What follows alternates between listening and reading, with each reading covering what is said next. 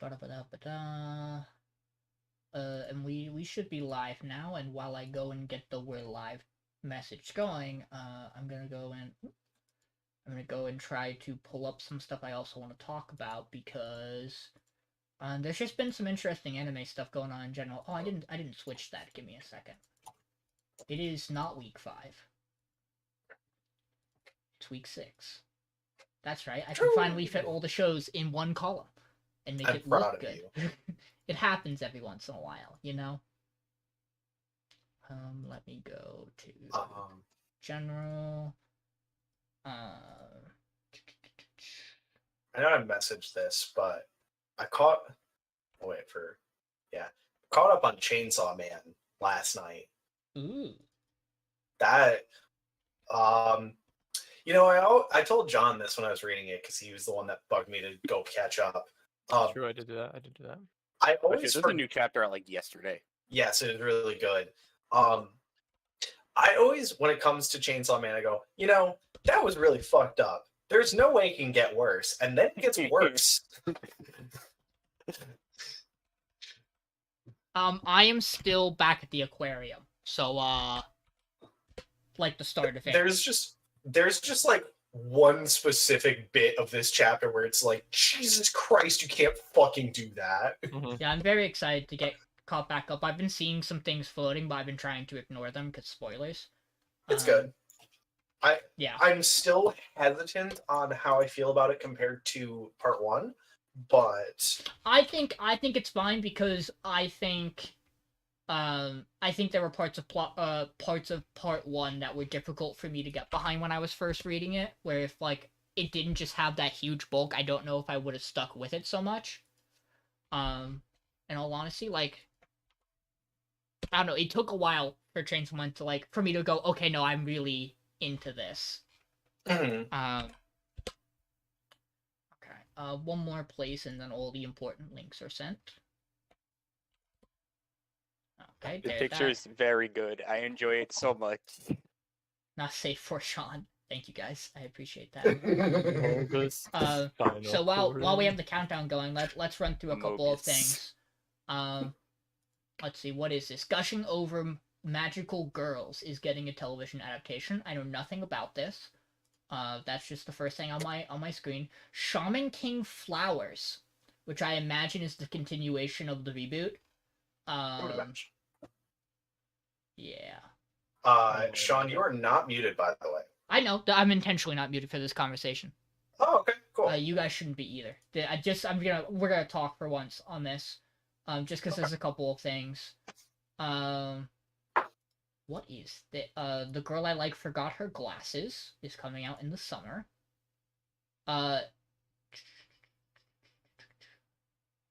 We got season 2 cast and a promo for Tonikawa season 2. There you go, John. Yo. I'll go watch that eventually. Here's the one. Kimi no Koto ga Daisuki. This is the 100 girlfriends who really, really, really, really, really, really love you. Is getting an anime adaptation. And while a lot of people at first were like, oh boy, this is just gonna be like, people were throwing this immediately into the Nagatoro Uzaki trio. It's the show made for guys who want girlfriends. People have been posting manga panels of this, and let me go see if I can find the one real quick to post. Basically the opinion was, how on earth, I feel very bad for the main MC if they tried to adapt this, because there are a couple of panels that are bad shit insane.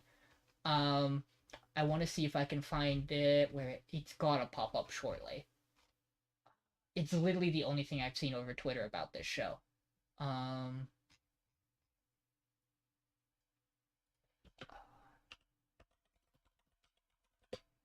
Hopefully that'll get me it. Yep, here it is. So this is the panel everyone's been sharing around for it. I'll post it in the group chat. And then I will just, for stream. It's just hit the MC saying a bunch of words on one panel. Oh yeah, it's this one, yeah. Yeah, the 100 girlfriends, yeah. This actually makes me think this show is going to be incredibly based. And usually I'm not excited for stuff like this. I can only imagine how that looks in actual Japanese. Right? Yeah. I just imagine that entire panel is just like actually said at once. Yeah. It's very similar to, I don't know how they're going to do a, spoiler, so I won't say it, but spoiler, a particular panel from part 1 of a particular set of panels from part 1 of Chainsaw Man, where I don't know how that adapts to an anime. I'm thinking of the long list of names in particular. I don't know how you do that besides just having them scroll across the screen. To Your Eternity's getting a 3rd season. Jesus Christ, I have to catch up on that show. Yeah, but like, I imagine it like ends with the 3rd season, right? Like, what I understand it, the manga isn't super far from done. If not, it already is done. This here says the story will continue with the World arc. I don't know what the fuck that means. That sounds like it's getting close to the end. I don't know. Right. Because like I know the time frame it ends up, like the time frames it ends up at. Mm-hmm. But like, doesn't it get like super futuristic later on? Yes, I do know that. From what I understand, once it hits the modern day stuff is when it started to fall off. Like that's where it kind of just goes eh. For what it's worth, though, I have had people tell me they really do like season 2, and I think that does hit some of the modern time period stuff. I'm not sure. I could be wrong. I don't know. I didn't even finish one. I'm very close. Because I watched stuff for for podcasts. I tend to just like not watch other things. Yeah, I'm very close to finishing that. Here we'll just. Yeah, there's certainly things I should finish, like things that I've gotten until episode like 11 on and just. Hi, me and Kabaddi, where I literally just haven't watched the last episode of that season. It's good. It's genuinely good. I just don't know how to approach it because it's been so long. Yeah, and with like Aoashi, I was super close. And then I watched like 2 episodes pass after we voted it off, and I still just haven't gone back. Same thing. I think I'm actually 1 episode off of finishing Blue Lock. What's currently. I need to catch up on Blue Lock. We will eventually find a season of anime where we go, okay, there's nothing we really want to pick here, maybe, or like there's not enough, and we just. Once they pump out, no, there's no way that. Yeah.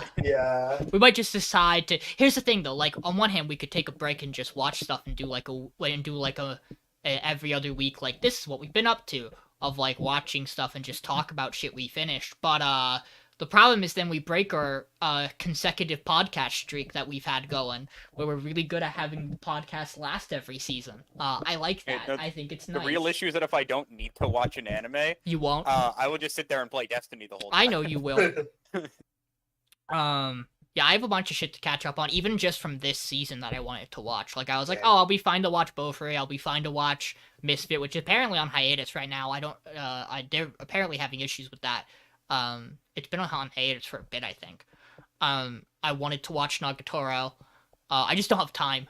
And by that, I mean, I don't feel like watching anime when I get home at 10:30 at night from work a lot of the time. So maybe I'll get some in tomorrow. We can just straight on roll this into what we've been up to, before we jump into anime. My stuff's brief. I played D&D, Michael's group. We did an encounter, and I set up kind of the next area. I actually have to do prep again, because as I'm sure Michael guessed, based on what I was showing during that session, we didn't stream that one just because of how late it was. I don't have I don't have the area they're in mapped and created yet, nor do I have the models for the characters yet, which I do through sprite stuff with a generator, a character creator, and I want some of those. I also need to update a character's art, and it was a particular reason why all of that was just me talking. I bullied them, though. I had them do an encounter where oh god, now I'm forgetting the name of the creature off the top of my head. An elder. They were traveling under the storm of an elder tempest. And thus, I was being very rude to them. As you should be, as a DM. Yeah. But I was like, I'm tired of giving them combats. It's time to give them a travel encounter, to which their rogue smurfed the entire encounter, which I'm not surprised about at all. It's a rogue. I mean, when you make the like half of the encounter just Dex be and- make dex saving throws to the character with a +11 to them or whatever. Yeah, And also evasion. and also a character with high wisdom for high perception. They tend to do really well.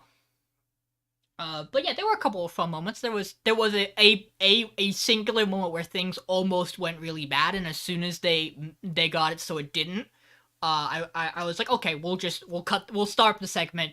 You guys manage something. Also, Michael got launched into the air, and that gave me reason to be like, okay, you now know the gist of it. You'll be fine to get through the rest of it. It's getting closer to 1 a.m. when we were playing. I was like, we all have work tomorrow. We're gonna stop. Everyone tired. Other than that, I finally charged my Switch again in an attempt to start Engage, and instead I wound up playing Tetris on the GBA emulator with Nintendo Switch Online. Whoops, I've been playing Tetris. That reminds me, I need to go and buy the fucking Mario Party pack because I'm gonna need that for GDQ. Yeah, I don't think I'm trying to think if there's been anything else. I nudge ever so closer to having enough of the currency and Pokemon Picross to just finishing out maxing my energy bar, which at the point that I do that, I will just be able to sweep through all the puzzles that I have left and 100% that to the degree that I can. Which will be fun. There are a handful of puzzles I am gonna have to look up. Just because my brain cannot, like, it would be immense trial and error, which I theoretically could do with the unlimited energy, but without the unlimited energy right now, it's like I do not have time to do a puzzle and get it wrong, and then go back in and attempt it again. Because, like, those particular puzzles I'm at, don't allow you to use the Pokemon skills to really get a clear idea of where you need to go, and the actual, like, Picross setup doesn't give you enough room to work with. Like, there's too many, okay, I have to guess here and see where I go for a puzzle. So it's like, if I failed this and restart it, I will be able to do maybe one other puzzle if I get it on the second attempt, and if I don't, I won't be able to try it a third time just because of how the energy in that game works. So I'm very close to just blitzing that out of the blue, which will be nice. That I don't know if I'll ever pick up my 3DS again, besides for my replays of Awakening and the occasional Pokemon, and maybe to finally beat Radiant Historia, maybe one day. I progressively get closer and closer each time I pick that game up. The first time I got, like, maybe a third of the way through the game. The next time I got literally probably to a chapter, maybe like between 2 to 5 chapters before the end of the game. Which, that is a very long game. It's also very fun and very pretty. I really like that game. That's everything from me.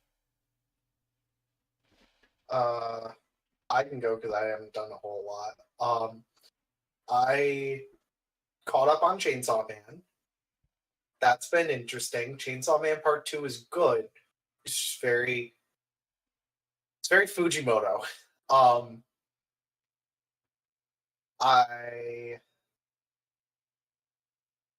going to GDQ. I'm going to SGDQ. That has been confirmed now. I'm very excited for that. I'm also getting back into Final Fantasy XIV, critically acclaimed MMORPG Final Fantasy XIV. Of course. You know the copy pasta. I'm not going to do it again. I've done it way too many times on this podcast. I'm doing that because my best friend from work, I managed to convince him to get into it, and within 3 days he has gone from level 4 to level 25, and I'm very proud of him. I'm very happy because now I'm going to have someone to play with, and I can make someone cry by watching that story. So, aside from that, really not a whole lot. Yeah, I've been going to therapy. That's been great. That's about it. John, Michael? Michael's played Destiny 2. Yeah, no, I played a bit of that. I've fucking done it. I started up Cyber Sleuth. I played that for an hour. That game was neat. what I got through of it. Again, it wasn't much. I'm still like in the first dungeon. Yeah. Have you noticed my point about its translation though? Does it shine yet or not yet? Not yet. It's still been like pretty fine. Okay. The dialogue's a little silly, but that's just kind of the nature of. I don't know. It's Digimon. Yeah. Terriermon is my child, and I love him. You do what? Your starting options are the Gear Digimon, Terriermon, and Automon, which is like a fish thing. Oh no, it's Betamon. Those are your three, right? Is that the Because it's the Cog, it's Terriermon. I remember the Cog and Terriermon. I don't remember who the other. I thought it was I thought it was Betamon. He's a little green fish boy. Maybe. Terriermon is Momentai, right? Yep. Yes. Okay. Yeah, he's very clearly the Mon that I think most people pick at the start of that game. I've played that game so much that I've done a run with each of them. It's a lot of game. The New Game Plus version lets you just carry your entire roster into the beginning of the game, and it's very silly. The other choice is one of the plants. Oh, it's probably the one from 01. It's probably Palmon. Yeah, it's Palmon, Terriermon, and Hagurumon. Hagurumon's the gear. Yeah, so Palmon's like the other one. I did almost pick the gear, but like Terriermon is my child. It's just a good boy. I mean, to be fair, all three of those Digimons take you down very nostalgic-ridden paths because Palmon turns into Togemon, the punching cactus that everybody loves. Yeah. And God, what was it, Michael? The gear? Hagurumon. Hagurumon eventually eventually can turn into Andromon, and Andromon's a boy. He's the lad. He's a guy. He's a homie. But yeah. So in terms of Destiny things I did on Friday, a little thing got released, the new raid. Yeah, so I did that for a decent amount of Friday and then part of Saturday. We finally got our first my team finally got our first in the first time, like an early time frame, the hard mode version of the raid completion. That was pretty cool.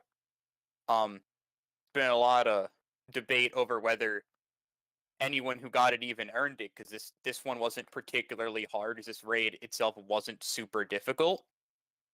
Because like 3 of the encounters essentially just are the same mechanic in a different picture.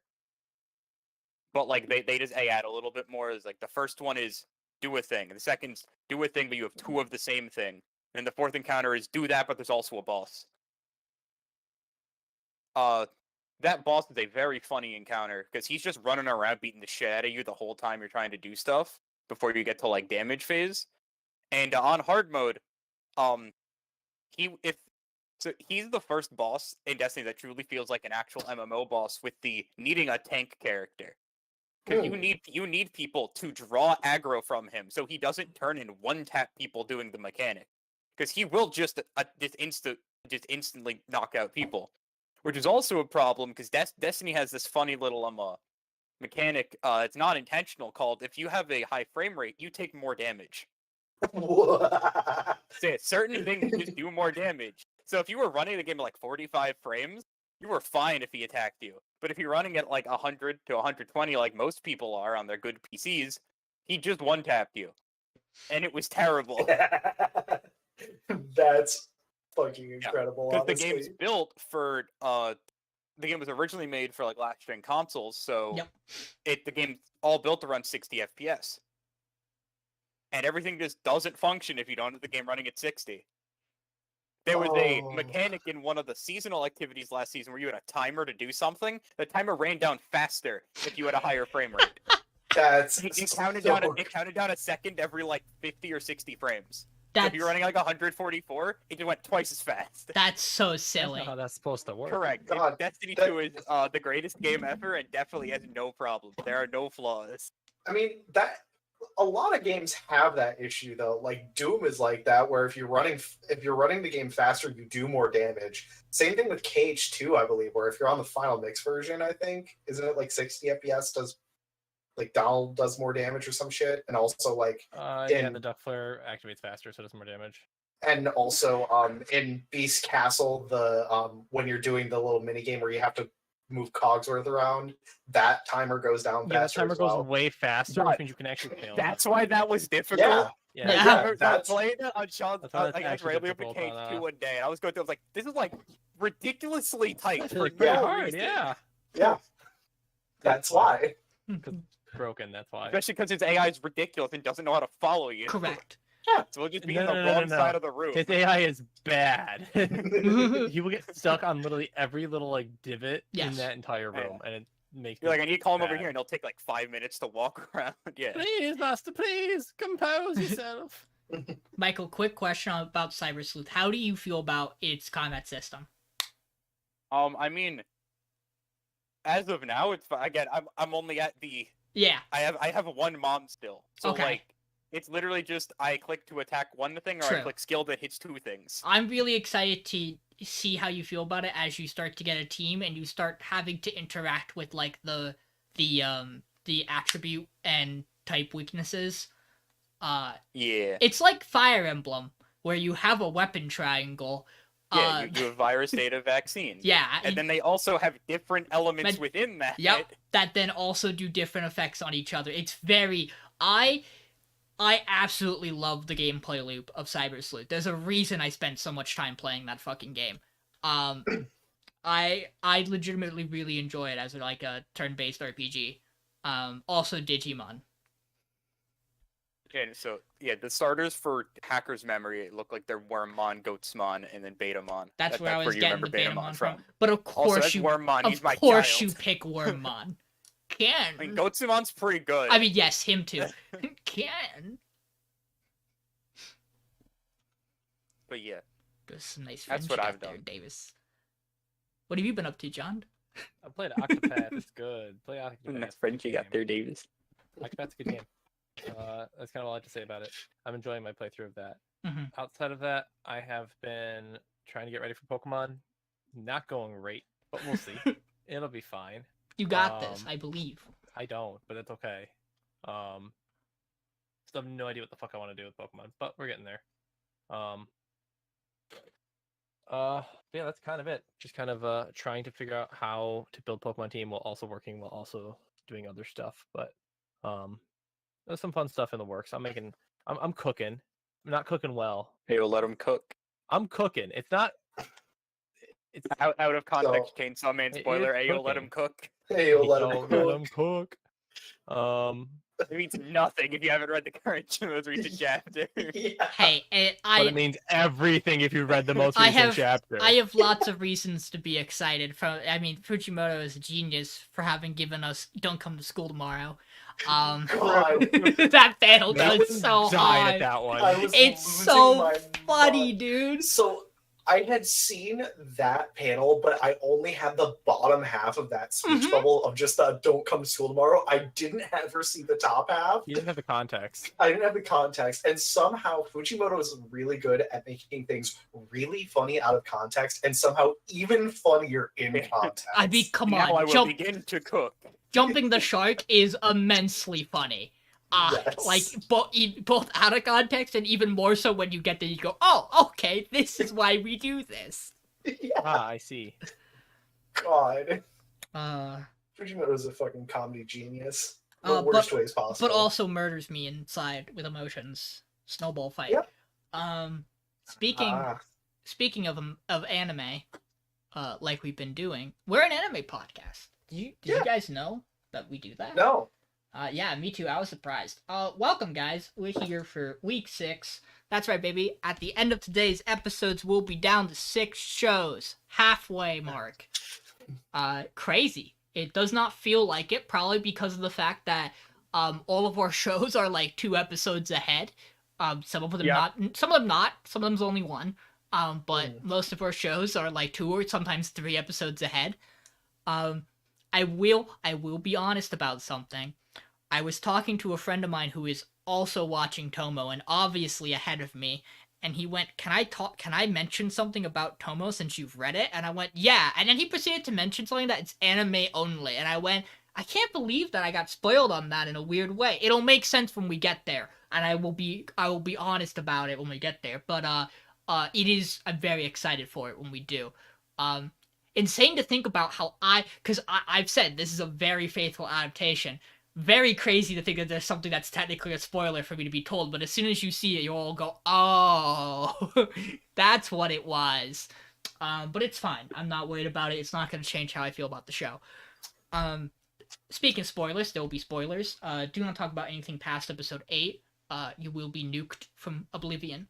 Yeah, let's get into it, and you guys know what that means. It's time for this week's power ranking. I think I updated it correctly because I had stuff. I think these are the only differences. They're drastic. Hey Michael, thanks for being on the same page as me. With our middle bracket there. I Michael, my card was good this week. Also, Michael, get on the program with Tomo-chan this week. What are you doing? Sorry, the last 30 seconds of Trigun might be the greatest 30 seconds of any anime ever. So, sorry, Tomo is amazing this week. There's a reason it's number 2, but it's Trigun. Fuck you. I love that John and I's power rankings are the exact same, except for we flipped our own shows. Yeah. That's it. That's the only thing that changed. John and I shared. And then Michael and I went, both of them get down there. Michael, I just slotted them both out of the middle block. I really like I always love how this 2-2-3 winds up looking. It'd be interesting to go back and see how often this is a pretty good representation of where the season winds up at the end. There are a couple of other odd bumps here. For instance, the Buddy Daddy Sugar Apple fairy tale conversation we're going to have, I guess. I understand, but also we'll talk about it. So let's go right into Tomo-chan. This is an easy recap. We all just watched it together. Because Michael was watching, but I mean, Michael, there's the screenshot. By the way. Wait, I went and looked. I assume it's the one that made sense. Yes, it is. Yes. This is we'll talk about this quick. In the episode, Gundo calls Carol a squishy bitch in the sub and a shady bitch in the dub. I will say I like this better because they continuously talk about how squishy Carol is throughout the entirety of the show, at least in the sub. I don't know how often Carol's called shady, but for the context of the episode, I think it does work either way. So let's talk about Tomo. We have 2 parts. Again, we've kind of hit the stride of the show now where we're getting only 2 segments an episode, where we used to do like 3, which I think shows that, you're narrowing the focus down to these parts need more time because they're a little more important than where we were before. Probably longer chapters too. Yeah. And I'm interested to see if the last episode will just be one entire no cut, just one full thing.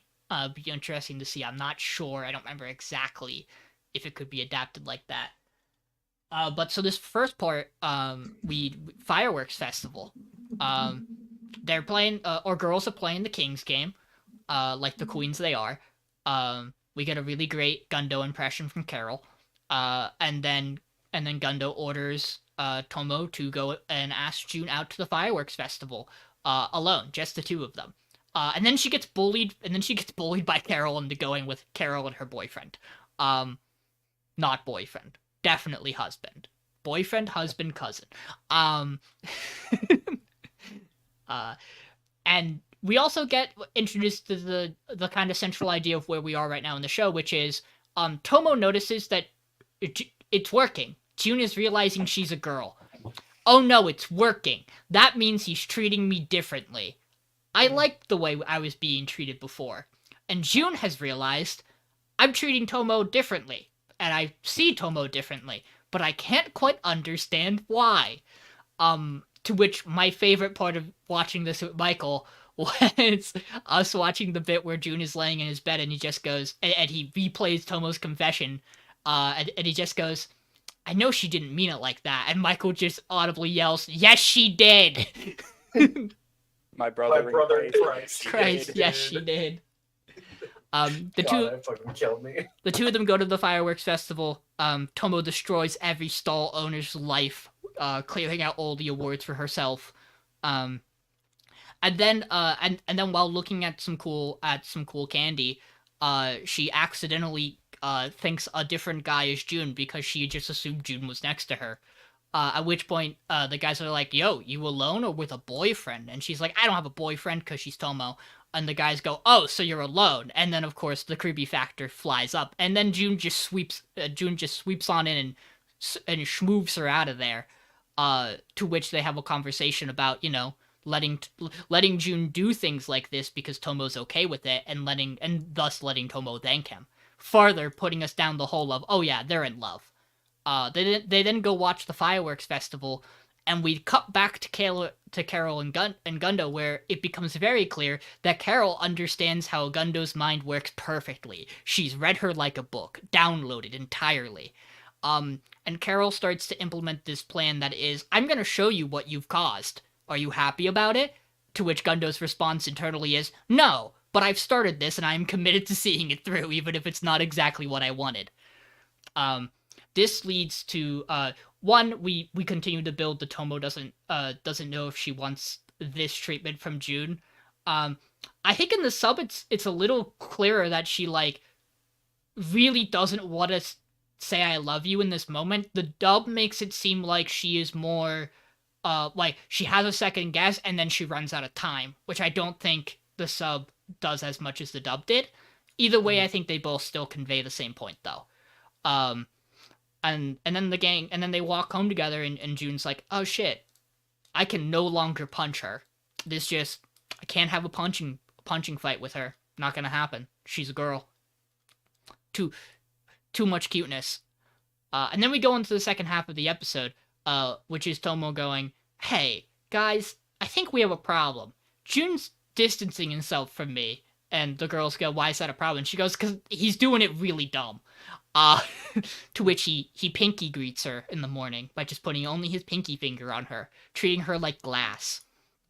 And then we get a really nice internal again, we get Carol being like, hey, Gundo, it's happening. It's happening. And Gundo's just like, shut up. And then we get a little bit of an inner monologue where she's like, I don't know why Carol is acting this way. Tomo needs to change anyway. Tomo needs to grow up. June needs to recognize that people change. I don't want to be alone. And then our gangster senpais are like, hey, we're bored. Yo, is that one of Tomo's friends? This can't end poorly for us. And they try to track down Gundo in the streets, to which Carol shows up and tases the head of them. And then Gundo's like, no, we're not doing this, and drags Carol out, and then she trips and falls on a puddle, gets covered in mud, and then they get tracked down to an abandoned factory. She calls June. June comes over to save them, but Tomo finds out because she can tell June's going to kill a man, so she tags along too, as does Ko, who's like, hey, this is about Carol. I'm going too, but behind everybody. Tomo shows, we get a confession from Gundo that she does see Carol as a kind of friend, sort of there. And then Tomo beats the shit out of the gang leader. And in a really well animated fight scene, June just kind of sidesteps one of the guys and just karate chops him down real quick. And then Tomo's like, hey, stop that, my fight, and kicks the shit out of the rest of the gang. Meanwhile, Ko's like, no, they can handle this, I'm gonna go find Carol. And Gundo is changing her clothes because Carol is dirty, and thus Ko gets the complete wrong idea and goes Super Saiyan, and is about to murder the head of the gang before it takes both Tomo and June to restrain him, and Carol's like, oh, this is adorable, I should go stop him, I guess. And then things go back to normal. First June and Gundo have a conversation, where June's like, I wouldn't leave you alone, you're a girl. And Gundo's like, so is Tomo. And he goes, I know, but this isn't about that. And Gundo then gets a little angry, which she's like, it kind of is. It kind of is entirely about this. And then things go back to, things hit that perfect zone for Tomo and June, where he doesn't punch the shit out of her in the morning, nor does he touch her with his pinky. He actually just places a nice hand on her shoulder like a regular human being would. That's the episode. Pat on the back. Yeah, I adore this entire section. I adored this entire section of the manga, and it's just as great here. That's my thoughts. Go ahead, guys. I mean, y'all know me. I normally put Trigun first. This episode was really fucking good, so I put it at number 1 over Trigun, which is saying something. Because I don't normally deviate from, like, especially if it's a show that I've picked and I think it's good, I normally don't deviate from that being my number 1, because I'm biased. But Tomo was really fucking good this week. The bit that killed me was, like, Gundo just constantly calling Carol a squishy bitch, and also the there's a bit where Carol's like, Gundo, you're coming to the fireworks festival with me and Ko. And she's like, I don't want to. And she's like, I'm not going if you're not going. And then does like a face and puffs. And that just killed me for some reason. But Carol doing Carol things. Carol doing Carol things. It was good. Good Carol's episode the for Carol. best, one of the best deadpan comedians I've seen in a minute. Yeah. Like, and on top of it, this is kind of the point where you start to go, oh, she also has like a point to be here. She's not just comic relief. She's the recognizes the secondhand thing going on here and is trying to make a point. Like, what is her goal is my question. Is like, you know, what's the end game for Carol? I don't get it. She wants her friends to be happy and she wants to end up marrying Ko. That's Carol. But she wants Gundo to recognize that, hey, maybe you have a misstep and we should have been approaching this a different way. Because she doesn't really care how Jun and Tomo get together. She wants them to get together. She's fine with it either way. Her point is, Gundo, are you fine with it happening either way? What do you feel bad about, I love the way that all of these characters at first can feel very one note, and then the show and the manga developed them to be a lot more complex than they might seem at first. Yeah. Yeah, no, this episode's just great. There's a lot of like actually like great like character moments. Gundo, it isn't just all comedy like a lot of the other episodes end up being, where it's like 99% comedy and it's like, oh yeah, and then Tomo does like internal monologue. This episode, like 20% of it is Gundo just having internal monologues and going, damn, shit's rough. And also her threatening people was funny as shit and like really good. So like, damn, pop off. Yeah, I really enjoyed the fact about this, that the idea is that Gundo was like, oh, here's an idea, Tomo. Maybe start to be more girly. Because like in the moment when they were younger, that benefits Gundo the most to give that advice, right? It gets Tomo to hang out with her more, it gets Tomo not to be as destructive, maybe calm her down a bit. But like as this has developed so long, she starts to realize that maybe this isn't the best thing for Tomo, it was just the best thing for me. And I really love that friendship dynamic between them, and seeing and Carol seeing how far she can push, you know, are you sure this was right? This episode also, in my opinion, absolutely kills it, both with the OST. The OST is so good in this episode, where they use it's the track they usually use for the mid card, but it's slowed down, for like the section switch, but it's slowed down and pianoed, and it's so nice when they play it. But then also this episode switches so well between the different art styles. And looks great in all of them. It looks silly where it's supposed to look silly. You know, the characters look super detailed when they need to. They don't look detailed at all when they don't need to. What was up with the taser, by the way? Why was that so exceedingly well drawn for no goddamn reason?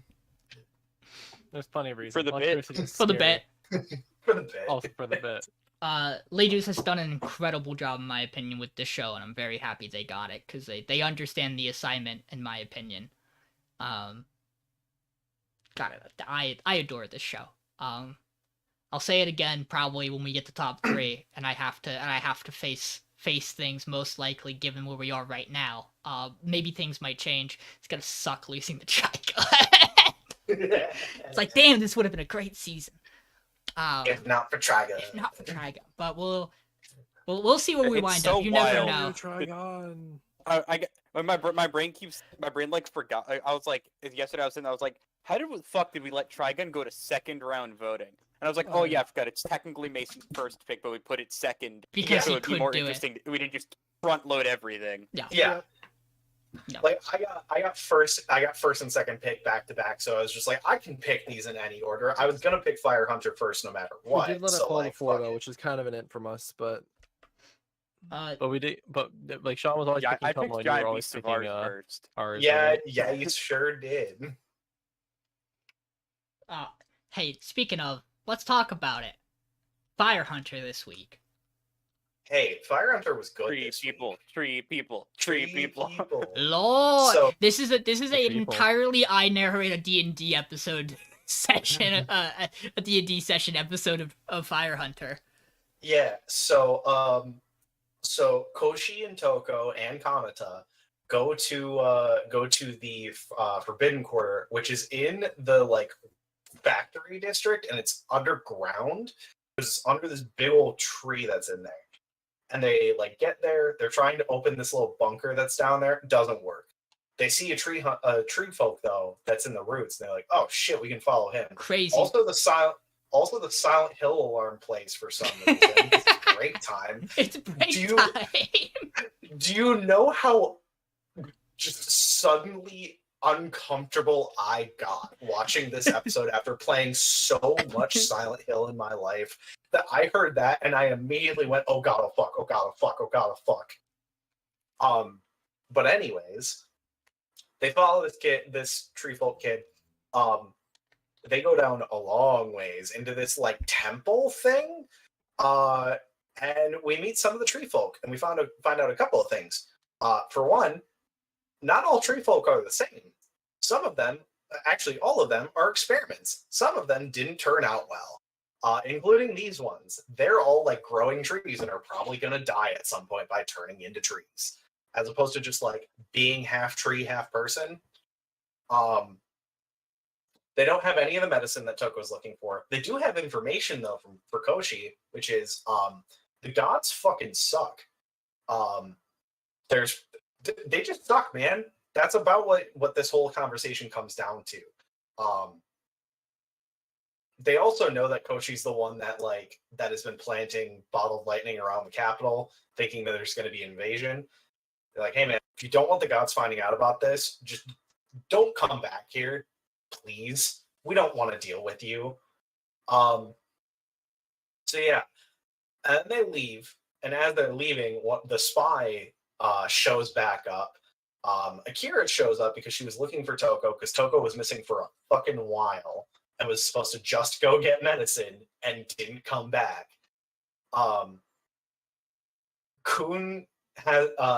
Kun's familiar shows up and immediately dies. Like any familiar does. Yeah, that's what familiars do. They're designed to die, to be honest.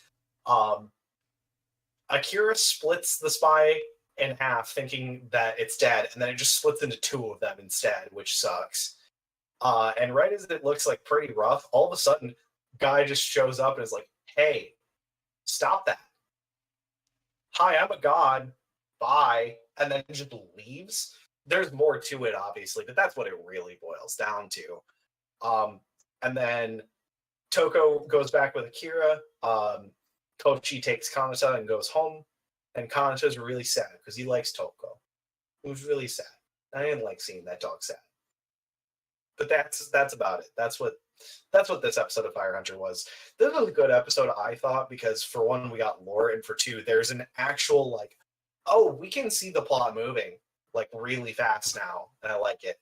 Hey, the Akira and the spy fights animated well. Holy shit! Yeah, it looks really it's good. the animation I wanted for this show's fight scene. So you know what? Good thumbs up there. There are some elements of the lore in here that my brain goes, lots. There's lots. We're watching lots of shows, and I have not fully digested this show's lore like already up to this point to some degree, and this is a lot more right now. So like I'm like half parsing things, and I don't have an issue with it. I think the designs of the tree folk here are really cool.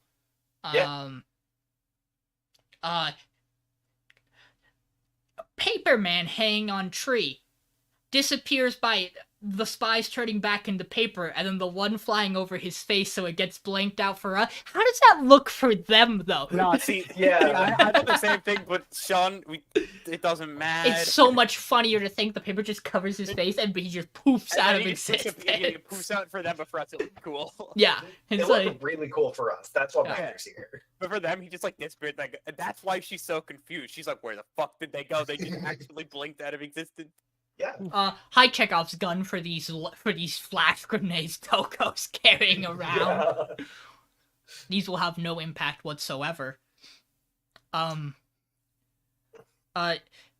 we get there's like a lot of, again, really small things here that happen that I'm like, okay, interesting.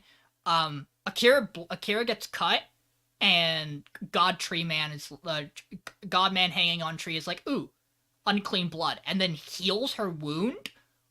There is lots to unpack there that we do not have enough context for, besides the fact we know she's ill. We don't know with what yet. We haven't really talked about it. Fine, I guess. Also, her dog tries so hard this episode. Tamari tries. Tamari really tries. We also get a line where the same god guy's like, "Hey, a white dog. What a cute dog. The goddess loves white beasts." It's like, but she also made all the Black Forest fiends. I have questions for you that I don't quite understand. That's the thing we find out this episode that I did not mention. The gods just made the fall beasts because they're like, we're getting fucked by the fire and we don't want to deal with it. So let's just push them all somewhere else. That's essentially what essentially what happened. By the way, I know our characters are kids. You're telling me you think the tree folk are in the... I mean, they're right. They're in the forbidden area, which is through the underground door. But you didn't think to check the giant tree first for any entryways to the tree folk. Guys, it's right fucking there. I mean, and also, I do appreciate that they're like, hey, dipshit who led them here, don't do that. What the fuck is wrong with you? And then the older one, who's like very mutated, is like, hey, it's a kid. Cut him some slack. Also, we have the end credit scene where they talk about where the screenshot comes from, where Koshi's sister is crying about having Kanata over, and we get this narration about the flickering flame. Oh yeah, you should go back and watch it, because there seems to be a much larger tree folk kind of creature thing that doesn't seem to be the same one that came to talk to them. That's giving this speech. Yeah, very interesting. I think this episode is fine. I think the show's moving in the right direction. I think it just matters on where you're at with it in the long run. I do think Fire Hunter's time is coming soon, though. In my personal opinion. Oh, that bit. Yeah, I do remember that bit. You said post-credits, I was like... I thought it was post-credit, but it's technically not, I think. But it feels like a post-credit scene. Yeah. Also, the flickering flame is apparently just a satellite? Like an actual satellite. We've been seeing shots of a satellite-like thing for a while. I just didn't know it was a satellite. Yeah. John? Michael? Yeah, why is there a satellite just still flowing? Like, what is the context of that? Like, what is the Chekhov's gun behind the fucking satellite? Like... Well, so, I think with that, it's literally just, you know that shot in the opening where it shows the, like, falling star? I think that's the satellite. The whole thing of the flickering flame it's a satellite that's going to fall to Earth at some point, and that's going to have huge problems because, you know, it's going to be on fire. So, I guess, but again, it's like, what? Huh? I mean, at least they introduced last week through the book that Koshi's looking at or 2 weeks ago, the premise of the fact that there was like our world technology before this, like World War II-esque fighter pilots and stuff. So like we could just be setting up this is a remnant from the old civilization. It is now coming to end our time because none of us can get along and the gods suck. Maybe, I don't know. I'll say I like how the gods are just fucking up and everyone hates them. Yeah, fuck the gods. That's the whole point of this show. Just, man, the gods suck. Hey, there is one thing I do have to critique about this episode. Stairs. They have a little bit of difficulty animating the stairs sequence. Yeah, I noticed that. Where, mainly you see the background. The first part of it, you're like, that's moving too fast for them to be walking out this. Like, they are moving a lot slower than the stairs are coming behind them. It gets better, like, the next set they do, but it's like, I get it. Stairs are hard. No, so, well, the thing is, like, there's a point where it's focusing on Koshi, and you can see a little triangle in the background of, like, the back behind the stairs, and it's moving super fast, and as he slows down, it slams on the brakes almost, and, like, comes to, like, a screeching halt. So, that was weird. That's okay. That one. That's okay. It's not the only show this week that I have a little animation quirk to talk about. I always find them. They always pester me. Do you know, John? Do you know it this time? I know, but I'm excited. Okay. Pretty sure I have an idea of what show it is. Oh, probably. Any thoughts, Michael, on... Oh, no, I know exactly Fire what Hunter? show it is, because I think I had the exact same thought on it. Yeah, Fire Hunter was like fine this week. It was solid. It's just that at this point, they're at the point where like, yeah, it's like a good show. Like, I enjoy it. I enjoy this, but I understand where the good comes from. I just don't think this works great as an anime. This is probably a much better book because it's kind of just like they're telling. As I said with Bibliophile, this feels like a really good story, and they're just telling me a story. And they could have just written these words on the screen, and I would have gotten like almost the same experience for 90% of this. This would be a great audiobook if translated to English. Yeah. Oh. Hi, it's high card time. High card. Last week we got stuff with Chris and his background, and we got teased a little bit on what's coming this week. Finn's been having nightmares about a house burning and him being in fire and a weird night straight out of Fate.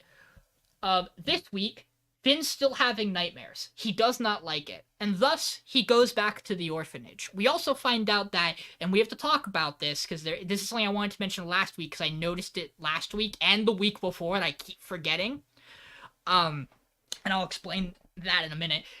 We also get Mr. Apple, or whatever his name is, this dude who's been very friendly with Finn, who is like, I don't want to deal with you, Chris. I don't like you. You weird me out. And Chris is like, no. Finn and I don't actually have a relationship like that. I'm more like an older brother. And he walks out still not trusting Chris, and we get this weird shot of a person with a glove on their hand adjusting the shift in the car. That very much makes it seem like Mr. Apple's far more important than we know to this story, which I think is really cool because he's shown up a lot in this show so far. He also likes Finn a little lot. too much. Yeah, a little bit too much. Is that he's gay? Or just... Yes, that is 200% the bit. But also, it seems like we're doing something important. Not being like a funny, but like that's like kind of thing. What the show's going for. This builds into something that I do think is a drawback to High Card. That in my opinion really sets it apart from some of our top shows, which is it has some really odd beginning and end of episode cuts where it will hard cut to the OP and hard cut to the ED, and you go, "We're done. We're done." Okay, that was a choice. It happens here where you're like, and it might be intentional here where they do the shot of the glove that clearly is like a player glove, in design, and you go, what? Opening, deal with it. DED, I never like how an episode of High Card ends. It always feels like it's a hard end, like they needed more time. At least this week there's a post-credit scene. I don't know if you guys know that. There was a post-credit scene in the High Card. I'll talk about it's Finn talking to what's his name? Oh my god. It's literally his birthday this episode. Leonard? No. Lindsay. Lindsay. Lindsay. Yeah. I wanted to say Lindsay, but my It's- brain Lindsay's. No, it is Lindsay. Leonard. It's him talking to Lindsay after the rest of the episode. But I'll run. like Leonard. I'll run through. It's Lindsay. We'll run through this episode. I know. So Finn goes back home. Oh yeah, I do remember yes. that. Finn goes back home, and we get this odd. Well, first, we get shots of him from when he was younger, and like we get him also waking up from another nightmare. We get a nightmare of him waking up in his house at the start of the episode, and then we get a nightmare of him waking up on the bus, and it's very jarring to have it happen twice. I get the point is that he can't escape it right now. And then he returns back to the orphanage where there's a new kid named Sam who has a book that's clearly very important, but we're not going to talk about it, or it's not going to do anything. Maybe. We'll talk about that too. But it's very clearly important because it has all the card symbols on it, and it looks like an ancient fucking tome that no kid should just have from his parents who are and dead. then it got destroyed. Yeah, we'll talk about It's that. also called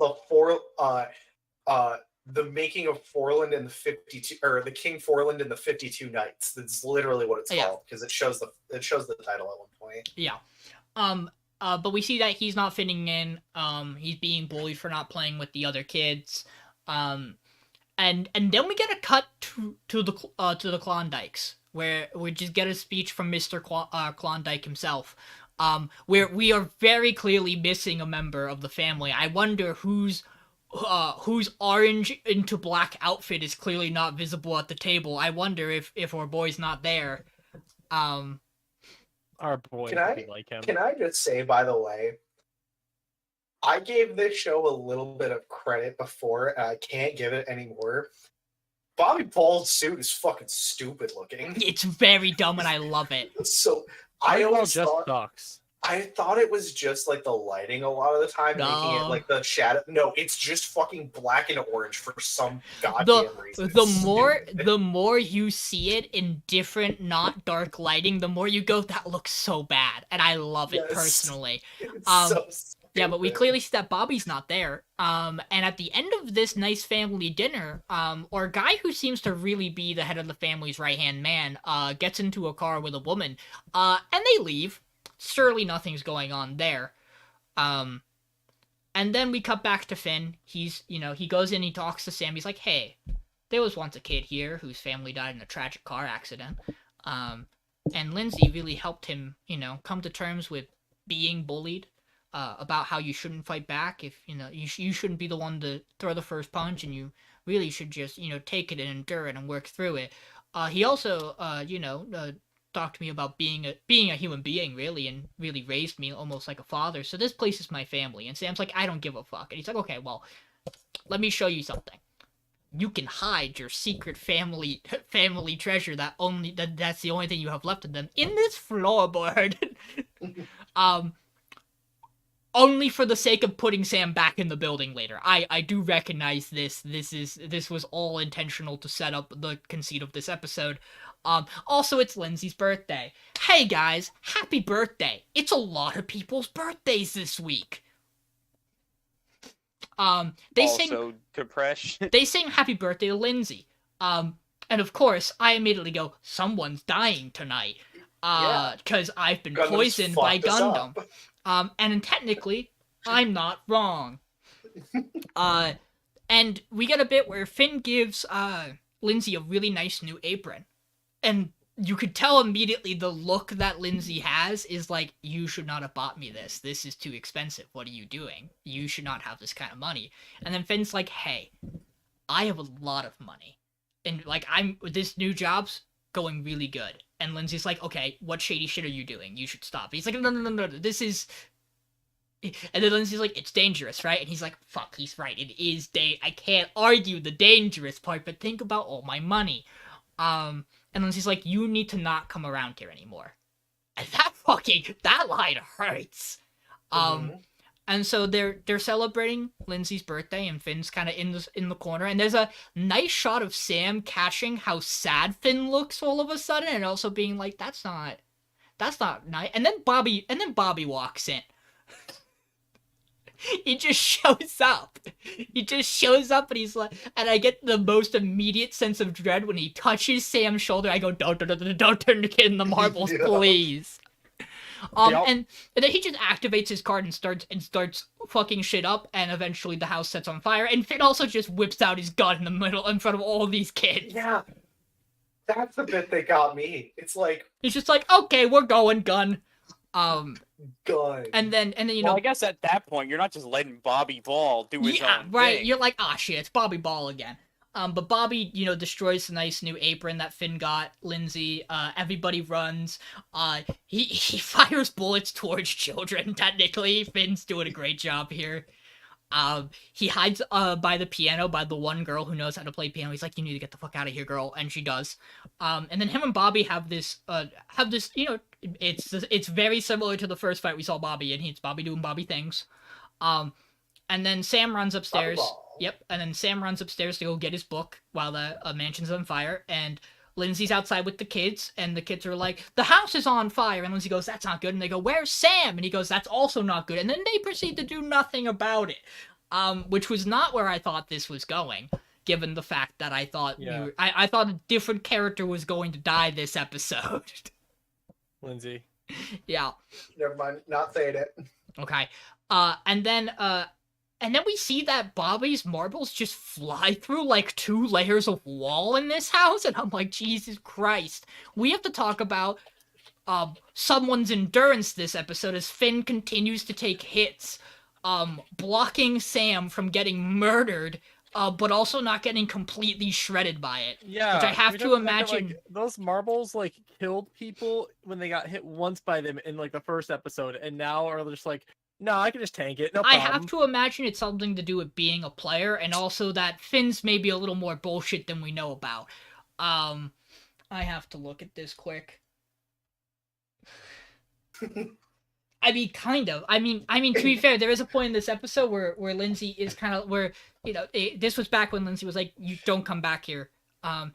Finn was just like, here's to us having many more birthdays at the orphanage, and Lindsay's like, no, dude, I'm sending all these kids to a different home because I can't afford it. And he's like, I have the out, and Lindsay's like, nope. It's kind of like, dude, take the W with Finn. I know the landlord's not gonna let it slide. He's a landlord. But you could at least try. Yeah. But back to the fight, they run out onto the roof, and Bobby just disintegrates part of the ceiling of part of the roof to just climb out with the book. And then eventually he just destroys the book, which I felt was going to be a more important thing, but it's not. And then then he's like, Finn, you're a loser. You can't fight, you're weak. And Finn's like, yeah, but you know what Lindsay once taught me? That if someone's really bad, you punch the shit out of them, and he just punches him in the face with the gun. He just pistol whips the dude, and he sends him really far. Like, there was a lot of weight behind that punch that didn't feel like Finn should have. Again, raises questions. Also, Finn's continuously having PTSD about his childhood trauma he doesn't realize he has. At which point, Bobby stands up and he goes, guess what, buddy? I got 2 cards. And you go, what? And then he performs an X hand, a cross hand, a key hand. I'm not sure how to say it in this case. I've been fooled before. He said X hand. I think he does say X hand. Yes. X hand. And apparently this gives him Sakuna tattoos from JJK, and he gets stretchy arms, and also still has gumball fucking marble powers. It's weird. It also seems to be shredding his life force. And then he literally pulls fucking Finn back into the burning house and is like, hey, guess what? I did my research on you. Your parents died in a horrible fire accident, just like you're going to. And Finn goes, what? Oh God. And then remembers nights, fires, house burning, mansions he's been lied to. And then Bobby gets shot by the family, from like miles away. But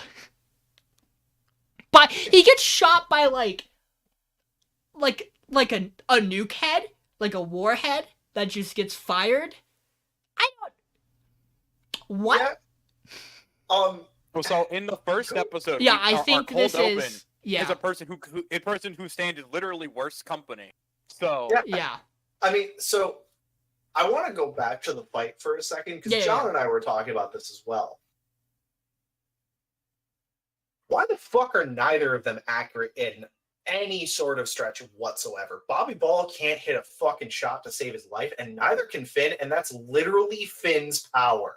It's funny because Finn's like really accurate sometimes. You know, like hitting 3 shots to exactly knock out a window in a car. Underwater. That You can't see through water, by the way. Water isn't that clear. He can't shoot Bobby Ball, who's standing still in front of him. I like to blame it on his cover. I like to chalk it up to his PTSD kicking in, but That's great. Then why can't Bobby hit also, a fucking square door off a bar? Because Bobby's only ever been able to hit flunkies. He sucks major ass, and that's why they off him, I guess. Also because maybe he wasn't supposed to X card. This seems like a thing you don't just do to kill one guy. He's really dedicated to kill one guy. Didn't they tell us in like episode 2 or at the end of episode 1 with Finn that cards are per person? They're supposed to be. A card is a lot. It's like the 2 of spades is currently destined to only be used by Finn. Yeah, but they are also collecting and taking them. Use 2 of them, and also, doesn't he lose his card? Do they not? They don't take his card. We talked about that. They never get the chance to take his card. No, they definitely have the chance. I literally watched this back. He literally does a fucking card explosion. He gets shot down his arm here. By the way, he's saying my shoulder. He gets shot in his right arm, not his left shoulder. He doesn't even get shot directly. He gets like grazed down the arm. Yeah. Which then knocks his ass out, right? And then VJ shows up, they capture Finn, and they just cut to the next scene. And it's like, he was on the ground knocked out. Take his fucking card. Like, there's got to be some kind of agreement between, like, the houses that, like, hey, we're not going to take each other's cards because we're not enemies but not allies, winky-faced kind of thing. They don't want the wrath of the mafia or whatever, but, like, now it's they had every right to take his card and every reason to, and he was right there. Now like, we'll know. He tried to kill. Now we'll know if Finn grabbed those cards or not. And then post-credit scene here. Finn confronts. No shot. No, probably not. Finn confronts Lindsay about his trauma, and how he lied to him about how his parents died. I still think this is a good episode of High Card. I still enjoy High Card, and what it does. I think the show is still ridiculous and silly as it's always been. I'm still a sucker for this exact style of format for a show if it's long running, which I hope this winds up being, because otherwise they've made some odd choices this season. But I also understand it has its flaws, and I think there's a clear separation between it and some of our other shows. Which is why it's where it's at for me. I want to like High Card, I really do, but I just not. I think I'm getting less and less on High Card because I'm just like, man, I could also just go watch part 6 of JoJo's and it's probably going to be better at this point. There's also an element that this episode's core conceit is birthdays and trauma. And 2 other shows do it immensely better this week. And I think that's really unfortunate for High Card in a toss-up show where it's like, this episode feels very similar to literally 2 of the shows we considered genuinely top 3 most weeks. And it doesn't do it as well. If I had a nickel this week for each show I watched that had birthdays and trauma in the same episode, I'd have 2 nickels, which isn't a lot. You'd have 3 nickels. You'd have 3 nickels. Oh yeah, Trigun too, yeah. That's true. Yeah. But which again isn't a lot of money, but man is it weird that it happened 3 times. That's my favorite Phineas and Ferb quote of all time. It's so good. Well, maybe not my favorite, it's definitely up there. My favorite one is still platypus. Platypus. I think my favorite one is still my favorite one is still just, yeah, my parents didn't even show up to my own birth, and then it just shows him as a baby. True. No one there. But yeah. That's a good one. Most quotable character of all time. Anyway, Really is. I card was. I thought this was good. I think the trauma stuff was like the backstory stuff was like done well with Finn. I absolutely understand. It didn't do it as good as Trigun or Buddy Daddies did, but like, it was good. I think it was better, solid. But I still enjoy the show more than some other shows. Something I will say is that I think the idea of X-Hand, I think if you look at it as every person is destined to be paired with a card, But right now, like the idea here is you need to get cards out of the hands of civilians because it puts them in danger. That opens the door to a lot of really fun and interesting card combinations for the cast and for other characters who have cards. Like Chelsea from last week. Her being around and still having her card opens the door for very interesting things. We also, like, what the fuck is X-Hand? I'm excited to hear them talk about it, maybe. But it does seem from the thumbnail of next week's episode that the show has built Chris backstory, Finn backstory. The two of them have a moment is kind of where it seems like this is going, where someone needs to help Finn because he is drowning right now. And who else but his hot boyfriend, Miles Edgeworth. I got another funny thing about this episode that doesn't make sense, right? He goes to the kid, he's like, here, breathe through this handkerchief because the smoke is bad. Then proceeds to not use anything to cover his own mouth while in a burning house the entire time. He does cover his face in the first section, but he gives up covering his face from the smoke to try to shoot a man. He definitely gets into worse spots of the house to not cover his mouth, though. I think at those points he has bigger worries than smoke. Is the idea. I know, but like, just funny to me. He's like, here, cover your mouth, and then proceeds to just be like, he is legitimately covering his mouth in the same scene he gives Sam the handkerchief. Like, he has the gun in one hand, and he has his coat jacket over his face. He should have kept doing that, because he didn't hit any shots anyways.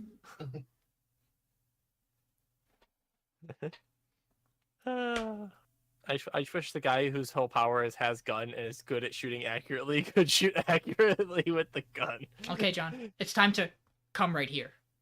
Right here. Right here. Talk about this episode of Angel Next Door Spoils Me Rotten. So in this episode of Angel, we have Dami Mami Mahiru at home. It's just like, listen, you're gonna come here, you're gonna lay on my lap, you're gonna tell me what's bugging you. We're gonna talk. You're gonna take a nap. It's comfy. You're good. And then they're discussing more stuff. He ends up going and getting her some new plushies because he went to the arcade and he dominated like he does. And so he's like, in exchange, I just want pudding. So she goes out and makes pudding, and it's cute.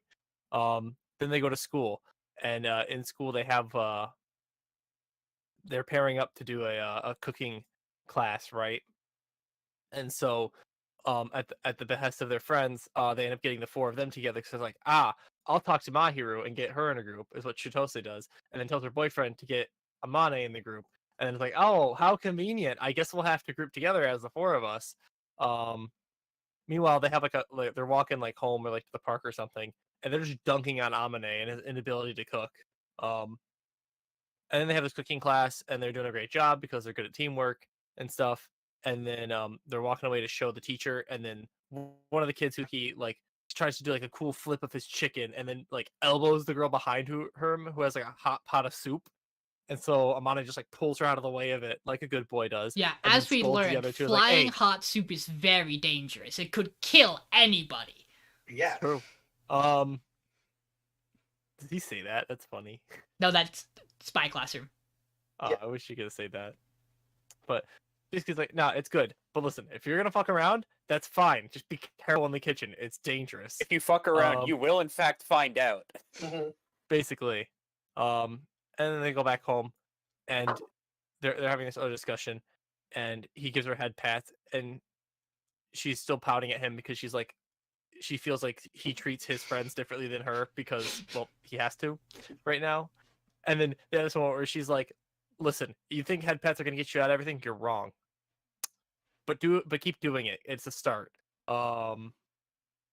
And then they roll credits because they say she spoils me rotten at some point in this episode, like halfway through. Yeah. Hey, I do have to talk about something first. The thing that absolutely got me first. We cut back to their apartment after the cook-off and after the cooking class, and she is pouting. Like, she is pouting hard. And I literally go, damn, she's pouting a lot this episode. And the immediate next line out of her mouth is, I'm not pouting, am I? And he goes, no, you just look a little upset. And I go, bullshit, that girl is pouting. So... Bullshit, that's a pout.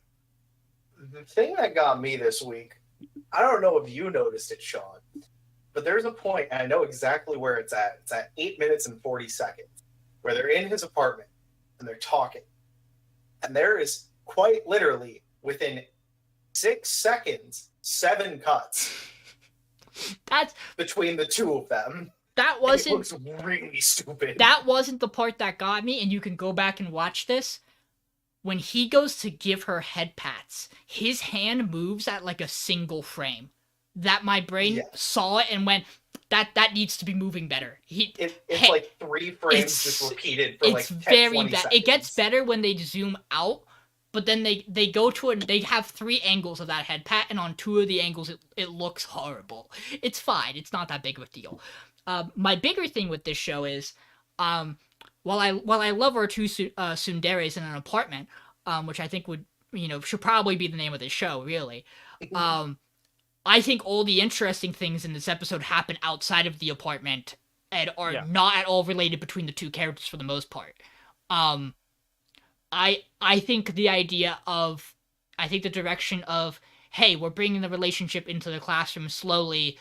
People are starting to realize that Amane's kind of like a cool dude. Like, the man's got some mad riz. He pulls her aside, and everyone looks at him like, damn, he's good.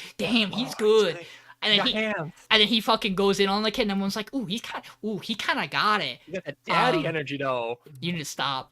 That's two parental references you've made to these characters that you need to stop. So happy this episode, because there was a point in the apartment where they fucking say something. She says something to him, and there is a pause where my brain's like, you're gonna fucking say, don't trust me with that. It's when she's like, I'll do anything for you, and he pauses, and I'm like, don't fucking get weird, and he doesn't. He's just like, make me an omelet. I'm like, make me pudding. I'm like, thank God, because the show's avoiding it finally. Hey, the start of this episode has the cool popular guy walk up and say hi to Amane, and he gets a PTSD flashback. What's this about? What? Yeah. This is the most interesting part of the episode for me. I'm like, hey, I want to know more. You've got me interested, and then we're trapped in traditional rom-com slice of life, and it's fine. The show's fine. They call each other idiots at least 3 times each this episode. The amount of times that they are very clearly tsundere going baka at each other, or behind their backs, is immense this week. I don't really have an issue with this show. I just think it is our weak link romance-wise. I am biased in that regard too.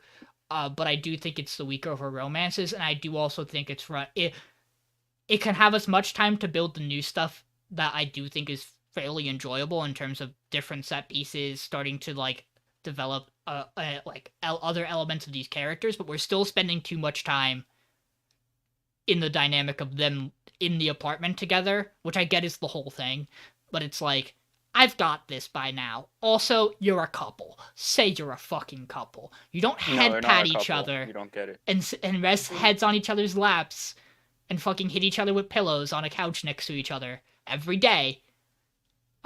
Just be a couple and don't call her a young wife again, and we're golden.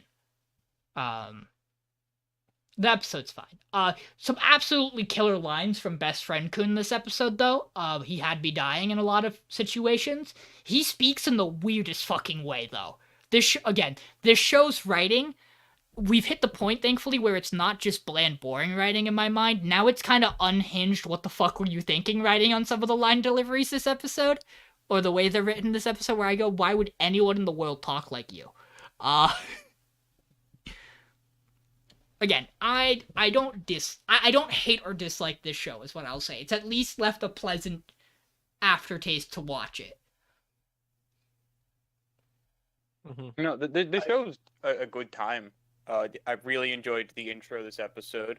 So I now have 2 things I would like to say. When they're in the classroom, I may be insane, but I do believe that man outwardly says in front of the entire class her name without an honorific. Yes. For trying to hide the fact that he knows her, he's doing a really bad job. Yeah. He at least goes back to saying last name, right? Yeah, he calls her Sheena. But he just says Sheena. Yeah, he said Sheena twice. The first time it's like, okay, they're just like doing their thing. That's whatever. But in front of the fucking class, he goes, Sheena would have gotten hurt. And I'm like, bro, I sure hope the show fucking talks about this. That's actually I think insane. they're going to, because it's also paired with the prolonged shot of him having his hand around her shoulder still. Yeah. Where it's like, hey, bro, you could have pulled back. They just might not address it. It might just be one of those things where they're like, yeah, we're building up to the fact that they're already bad at this job. Yeah. Also, so I went on a Mal to check this out with her last name because I'm like bad at remembering what's her first and last name. Mahiru. Yeah, it's Mahiru Shina. So I was like, okay, yeah, so that is her last name. Nice cover. So because of the show we're at and kind of the context of me asking this, you guys want to know what our highest rated show on Mal is right now of our 7 remaining? Angel. It's Angel. No, it's not. It's Angel. No way. Yeah.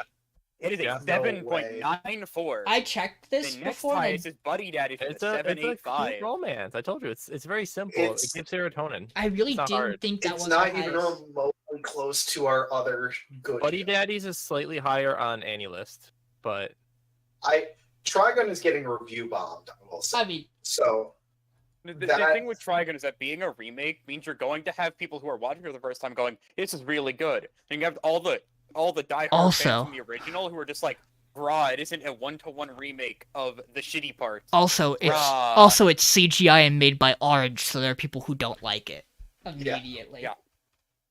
Wow, you are right, Michael. That makes I don't hey, think Michael, that was like that a week or two ago. Is what I'll Michael, say. you want By a the watch way. number?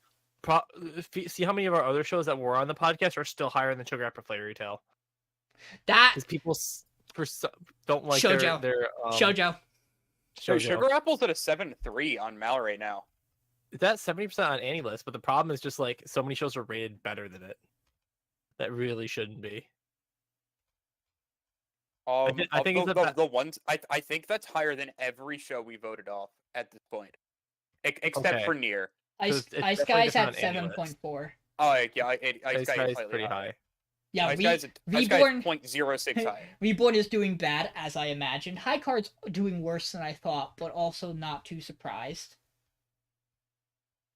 The thing with Ice Guy being the show it is, most people who are watching it and care enough to leave a review are people like John who like actually like it. Yeah. So they're going to it's going to naturally Most of have us won't higher. watch it because they're not For- drunk. For Yeah. what it's worth, however, most of the other shows that are really high this season tend to be sequels. There really aren't a lot of other shows we could have picked that would like outrank some of the ones we did, right?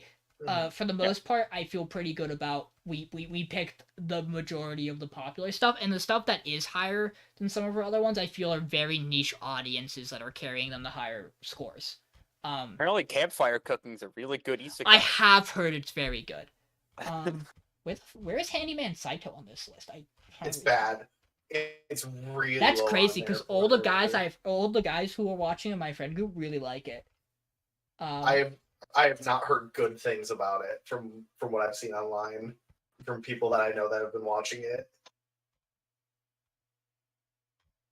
Yeah, no, I just thought that was a funny little thing. When I noticed it was almost an 8, and I went, "There's no fucking way. There's no way it's the Yeah. highest rated show." But I look at like everything else that we could have picked, and not a lot of them are doing like that. I think we legitimately had a chance picking, and not a lot of them are doing any better.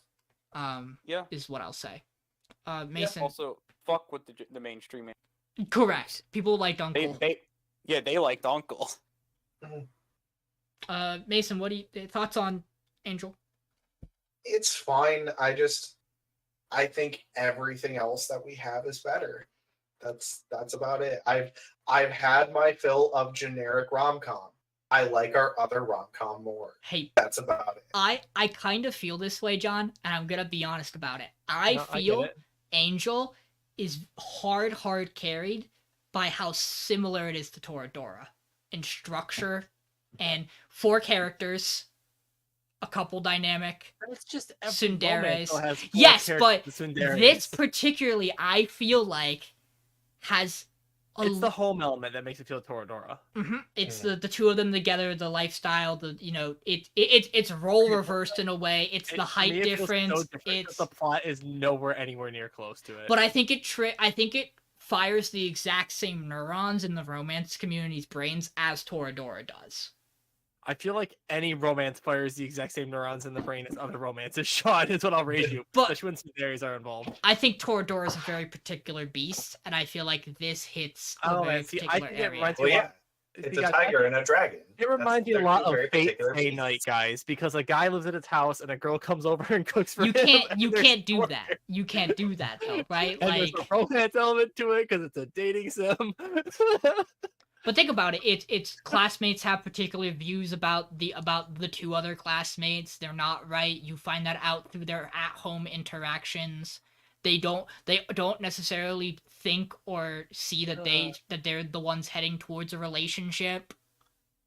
They very much see they're heading towards a relationship in this one, Sean. They've been in denial for the past 7 episodes until Just past because 6 they're episodes. opium doesn't mean they don't realize it, Sean. I mean, you can make the same argument for Toradora, but Maybe I haven't watched Toradora in a little bit here, but it's I agree with Sean. I watched that relatively it's recently. very clear at the start of the show that you're like, those two are gonna wind up together, even though it's not the point, even though it's not what they think at the. That's every romance. You come and going, these two are gonna end up together. I do know, but like there are differences and similarities that I think put this more in that camp than other stuff. Like you could make the argument about Tomo, but I think it's a very drastically different formula there being implemented. I'm just teasing right? you guys. I get it. I get where you're coming from. Oh. Hi, Michael. Talk about Buddy Daddies this week.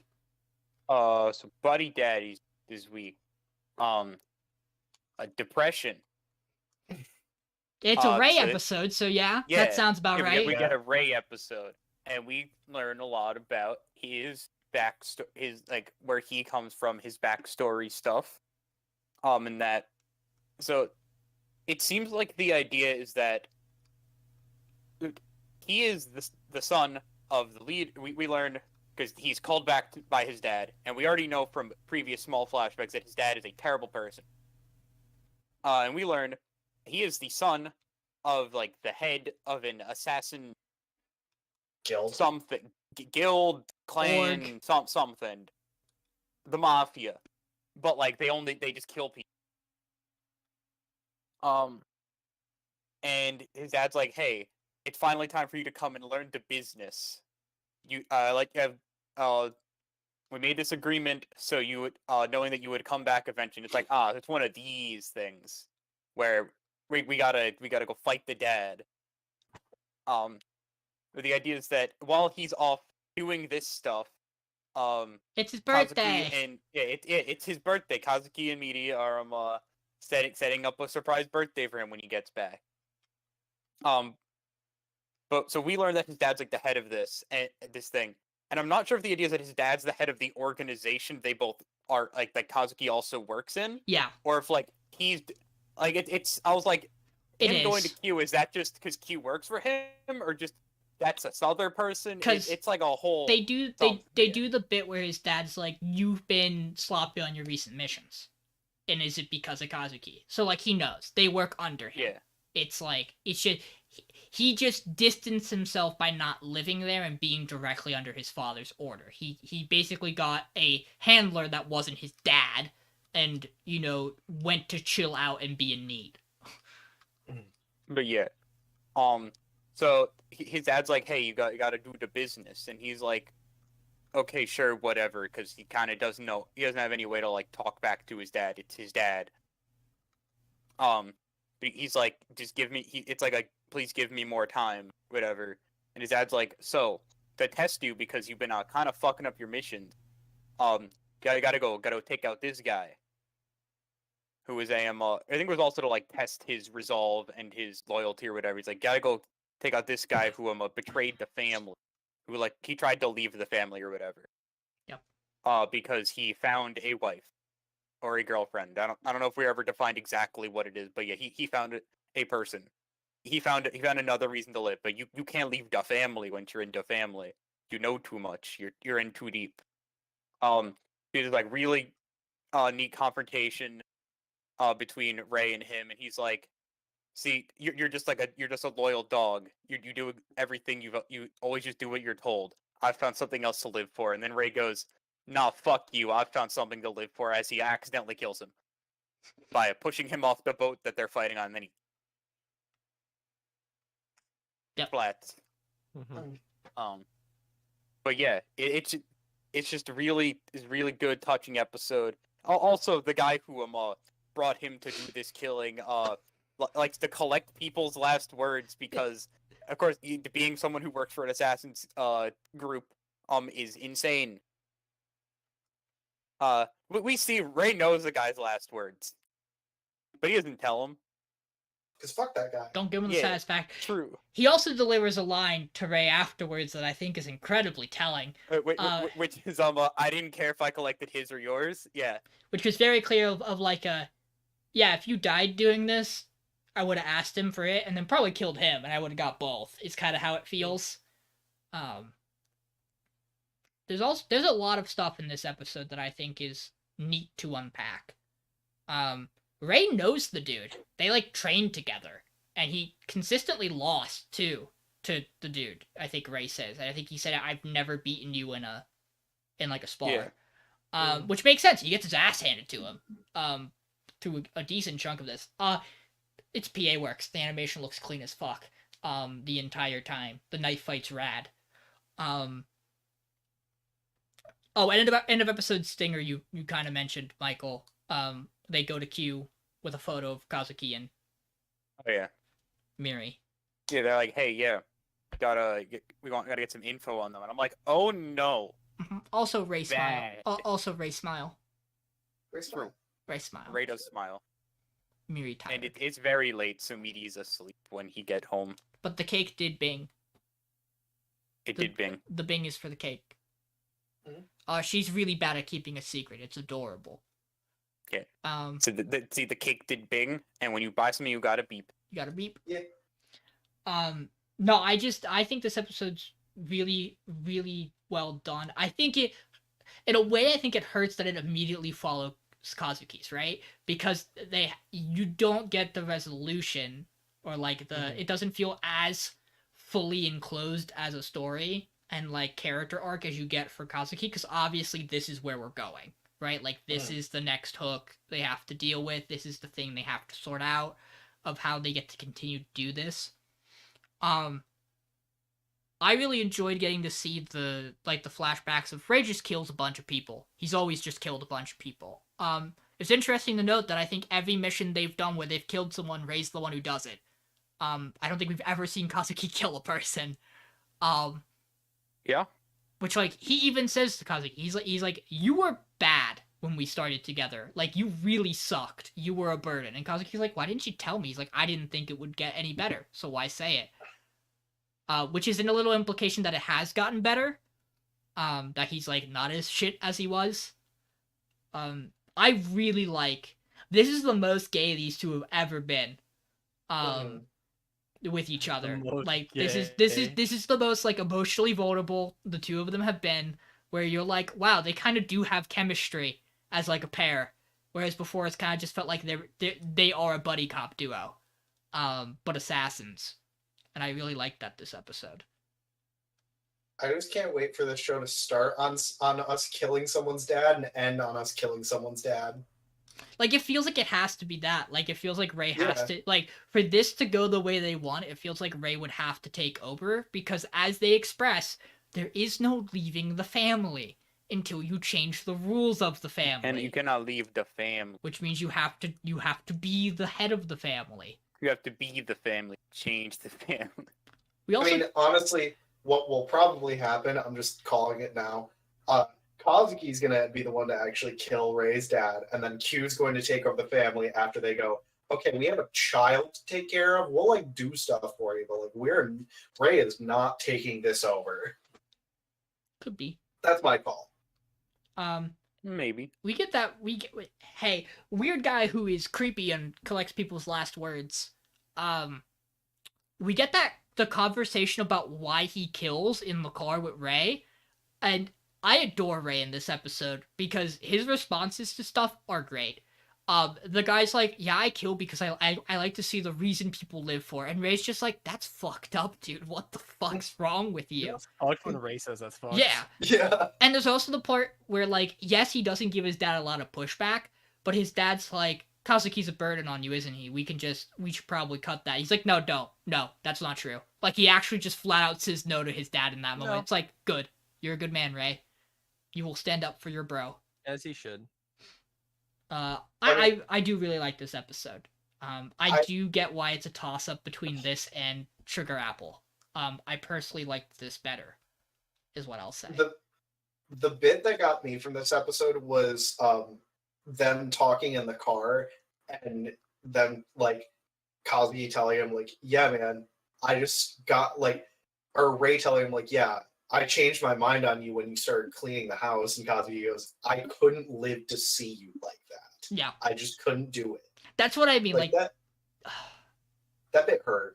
That feels like the most, like if you were building like two people about to die, like consistently in the line of work they are, but you're trying to build like kind of romance chemistry between them, you would run that kind of scene of like this is the moment it's almost like saying this is the moment we fell for each other without committing to that bit, which is fine. Mm-hmm. They work just as well as, regular friends who have helped each other change their lives.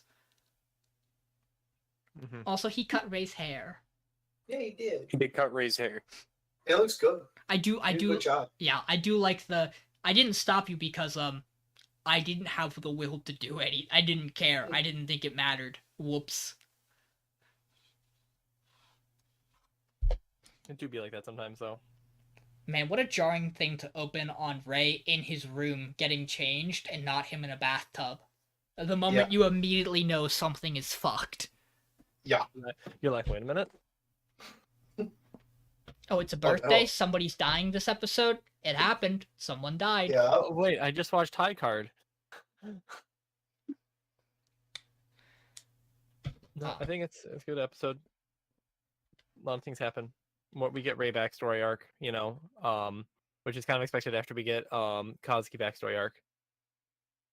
I weirdly enough, I don't know which one is more traumatic. The one with abusive father or one with wife gets blown up by a car while I'm on the job. But they're both pretty close. Yeah. They both fuck you up in different ways. For sure. Yeah, I think it's two different types of like traumatic. Mm-hmm. For sure.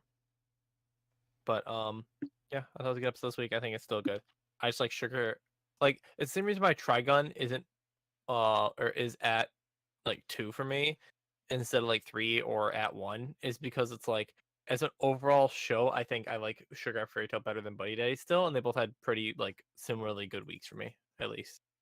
And we'll get to that why, but Yeah. I like Buddy Days this week. I like her characters. Miri's still amazing, especially Tired Miri. But yeah, it's good. What the fuck did Miri say to Kazuki this episode that makes him go, where did you learn that? Oh god. Don't remember. It's a really, because like it's I learned it from my mother, and you're like, stop, don't mention her if you don't like her in this house. I forget what she said. I remember it was funny as fuck though. Yeah. Yes, it's really good. I'm gonna find it real quick. Oh, what was that phrase? It's so good though. Are we watching next episode? By the way, we gotta talk about that at some point because It's an 8.5. 8.5. We'll have to review and see. Yeah, I mean, I'll probably watch it at some point within the next like 2-3 days, and I'll let everyone know of if it's worth watching or if we can just skip to 9. Yeah, if it's a recap, we don't. Cover. If it's a recap and there's nothing new, we don't really have to do anything with it. If it's a recap and there's something and there is a little bit in there, we can skim it for the stuff that's important, and then we just go right in the 9, right? Like, it's not fair to. I mean, I would also have to. We also do have to make a consideration with here, which is I don't remember how we've done this before. If it was airing weekly and the 8.5 would have aired at the same time as the 9s, like. So we do have to consider that. When we've done that in the past, a lot of the times the clip show bit is always its own episode. Like, I know specifically Tokyo 24th Ward did that. And we went, yep, nope, that's gone. Because it was its own episode.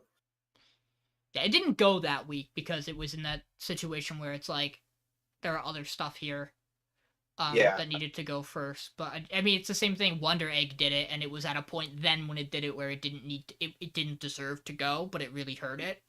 Yeah, and then that show just got exponentially worse. Yes, but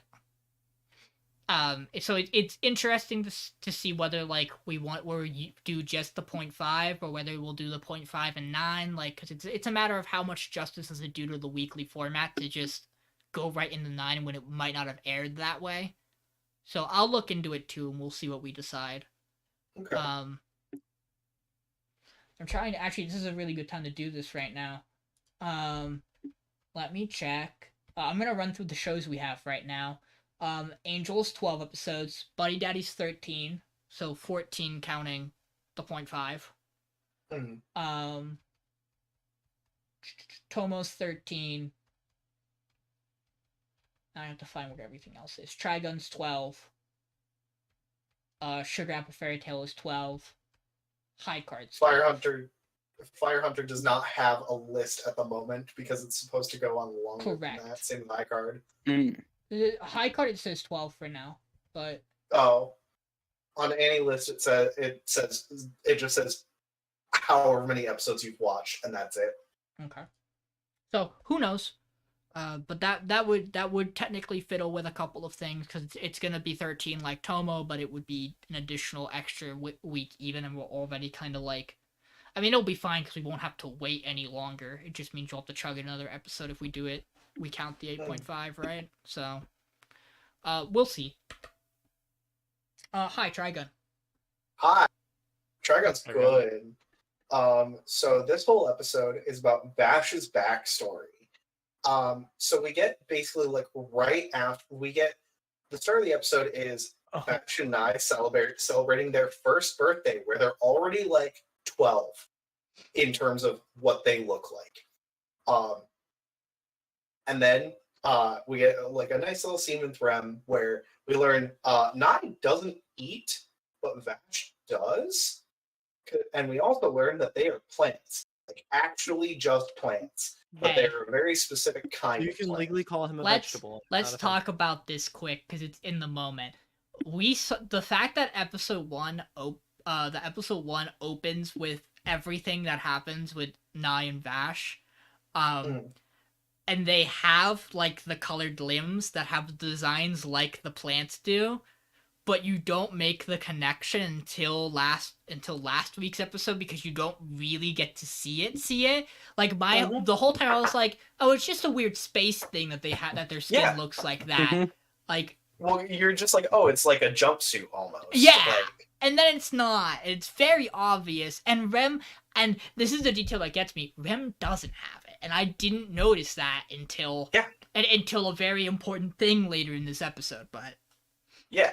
So we cut from that to the wreckage, like the scene that we saw where Vash and Nai are like, Vash is like, what the fuck did you do, Nai? That's not okay. And Nai's like, you're my accomplice. You gave me the access codes. I don't care. And then Vash just starts running away. The most fucking Majima ass thing I've ever seen. And then this runaway scene fucking... Yeah. Vash, like, he starts running away, and he runs for a while, and there's a point where it just kind of flashes with some weird shit happening, and then it just ignores it for the rest of the episode, and I don't know what happened there. Zombie trauma? Maybe not trauma? Question marks? Yeah, like, the whole show, the color palette changes, and he, like, almost gets grabbed by, like, dead plant people, and then we just move on from that. And then he falls over because he's been running for a while and he hasn't eaten or drank anything in a minute. And he gets found by people from Ship 5. We learned that they were on Ship 3, and then Ship 3 crashed. Now he's on Ship 5. He's put into isolation for a bit because they don't know who he is, what's going on. And they're like, this kid's a plant. This is weird. That shouldn't be happening. They don't look like that. I don't like this. And put him in isolation. I forget her name. I know the guy's name is Brad. His is an L? Yeah. Wait, what was that? I'm sorry? Yeah, her name's an L. I'm pretty sure. Yeah, it's Laria or something. Ladia? But Yeah, I'm gonna pull it up at some point, but she is like super friendly to Vash because she's like, "This is a fucking kid. Why are we being assholes to a kid?" And Brad, the other guy that's there, is like, "No, we should fucking kill him." That doesn't happen. Vash ends up like not eating because he feels that he needs to take all the guilt of everyone dying on that ship with him, and he decides that he needs to die, so he stops eating, and he starts like he does the jail thing of tallying up how many days he's in there, and it's a fucking while. And then out of nowhere on the ship, one of the plants just changes color and like it's sick. It turns pink, like the one that was in the first town. And they're like freaking out because they're like, what the fuck do we do? We have no clue how to fix this. And meanwhile, Vash is screaming in his room, trying to get out. And they go and get him. They're like, what the fuck is going on? He's like, I can hear the plant. It's in pain. Let me out. I'll help. They're like, no, we don't trust you. And the woman ends up letting him out. He goes and talks to the plant, makes it all better just by leaning on the glass and talking to it. Therapy's good. And then this continues on for a while. He keeps fixing plants up. He gets older. He ends up being accepted as part of the ship, and they give him his own room. It's good. They keep going out on expeditions to like go into the rubble of the other ship and like getting supplies off the planet and stuff like that. And then they have this black box from the ship that they recovered, and they can't quite get into it. And after 5 years of him being there with them, Brad finally cracks the code and gets into it, and they hear that Vash was they hear the discussion between Vash and Nye of Nye saying, "You're my accomplice. You gave me the access codes that let me crash the ship." And they're like, "Well, fuck, he's a traitor. We got to kill him." And Vash hears this and runs away. As soon as they realize this, they go into his room. They find a note from him saying, "Hey, I'm really sorry. I never wanted to hurt anyone. I feel guilty for all of this. I'm leaving so that you don't have to deal with me." They're like, well, fuck, we're the assholes. The woman runs out to go and get him. Brad stops her and goes, "Hey, tell him when you see him, I'm really sorry." And she goes, "No, I'm bringing him back here. You can tell him yourself." I believe that's where the episode ends. It flashes forward to like Vash again. Oh yeah, it flashes forward to Vash again, and he's. Oh god, I'm blanking on this. I watched this over a week ago. So he enters into a like it's like a wreckage of one of the ships, and he walks in into it's a red colored room lined with plants. Yes. And the camera turns to show Knives with like two other people. The doctor's definitely there. Yeah. The other important it's probably thing, the doctor and Angel. The other important thing there is that there's a cut before this where Vash wakes up and he has his new arm, his other arm, and he's like, "Oh, they saved me," and he's back on ship 3, and then it flashes back to him getting to Knives. So we get like a little in between where it's like, oh, he's going to be fine, but something's going to fucking happen. Yeah. This is all very clearly like pretty far into the past from our like where we've been up to this point, because we know by now ship travel has like space travel has not happened for like a long ass time now in current like the present technically. Like it has not been around for ages. So yeah, if any of these characters are all still alive, they would be older than Roberto, probably. Yes. Is what we can, if they're human, right? Is the idea, like they would be older than Roberto, probably, and he's probably our oldest current character of like the main group, I would argue, not counting like the villains and like Nebraska and the but like the people who like we consistently see and interact with who aren't on the villain side and genetically modified and weird. Hmm. This episode raises a lot of questions Hey, they're not weird. that they're I'm just excited to weird. see answered.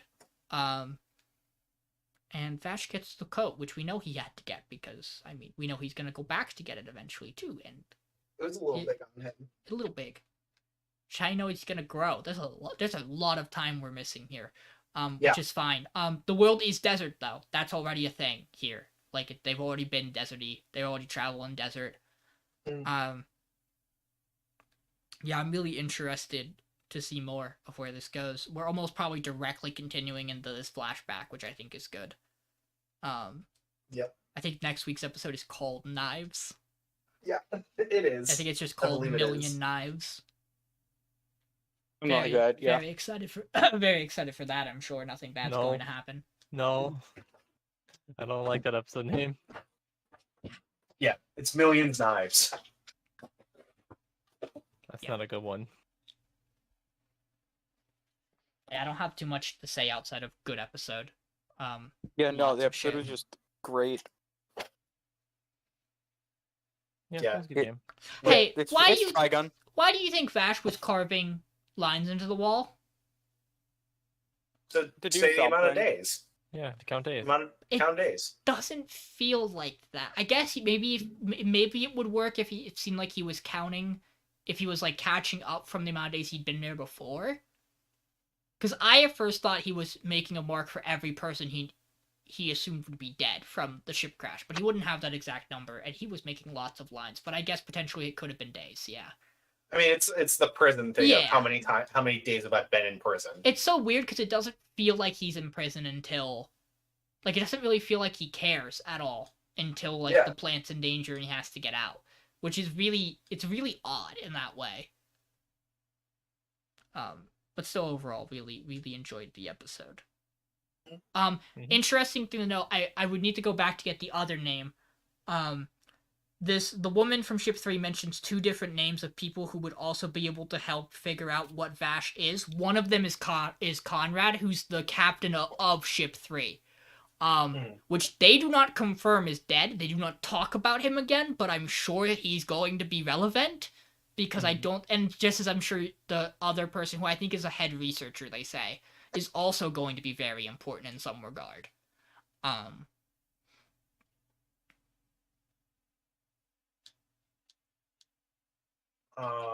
looking at it right now.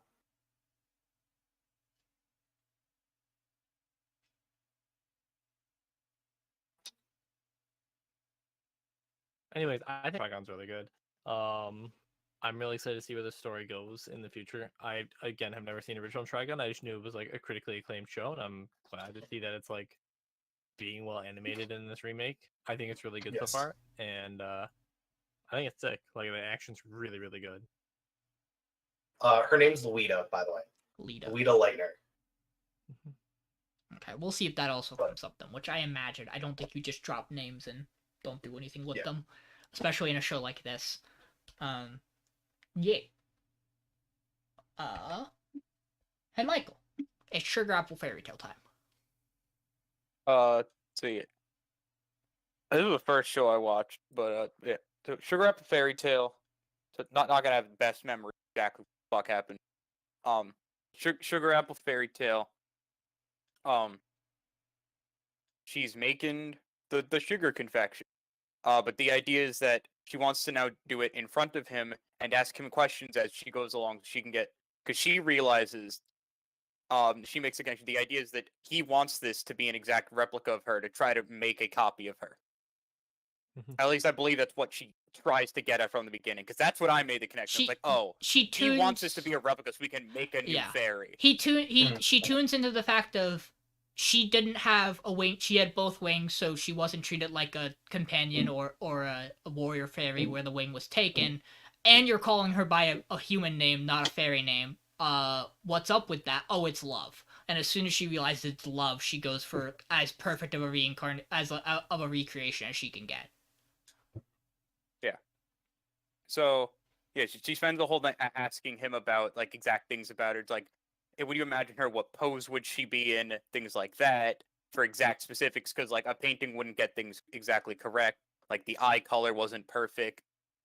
So she's doing all this, and as this is happening, one Mithril Lidpod, the great, the one and only, goes and gets Shell, and goes, "Hey, you fucking idiot! Of course she wouldn't want you to leave. You fucking idiot! Jonas was just threatening to murder me."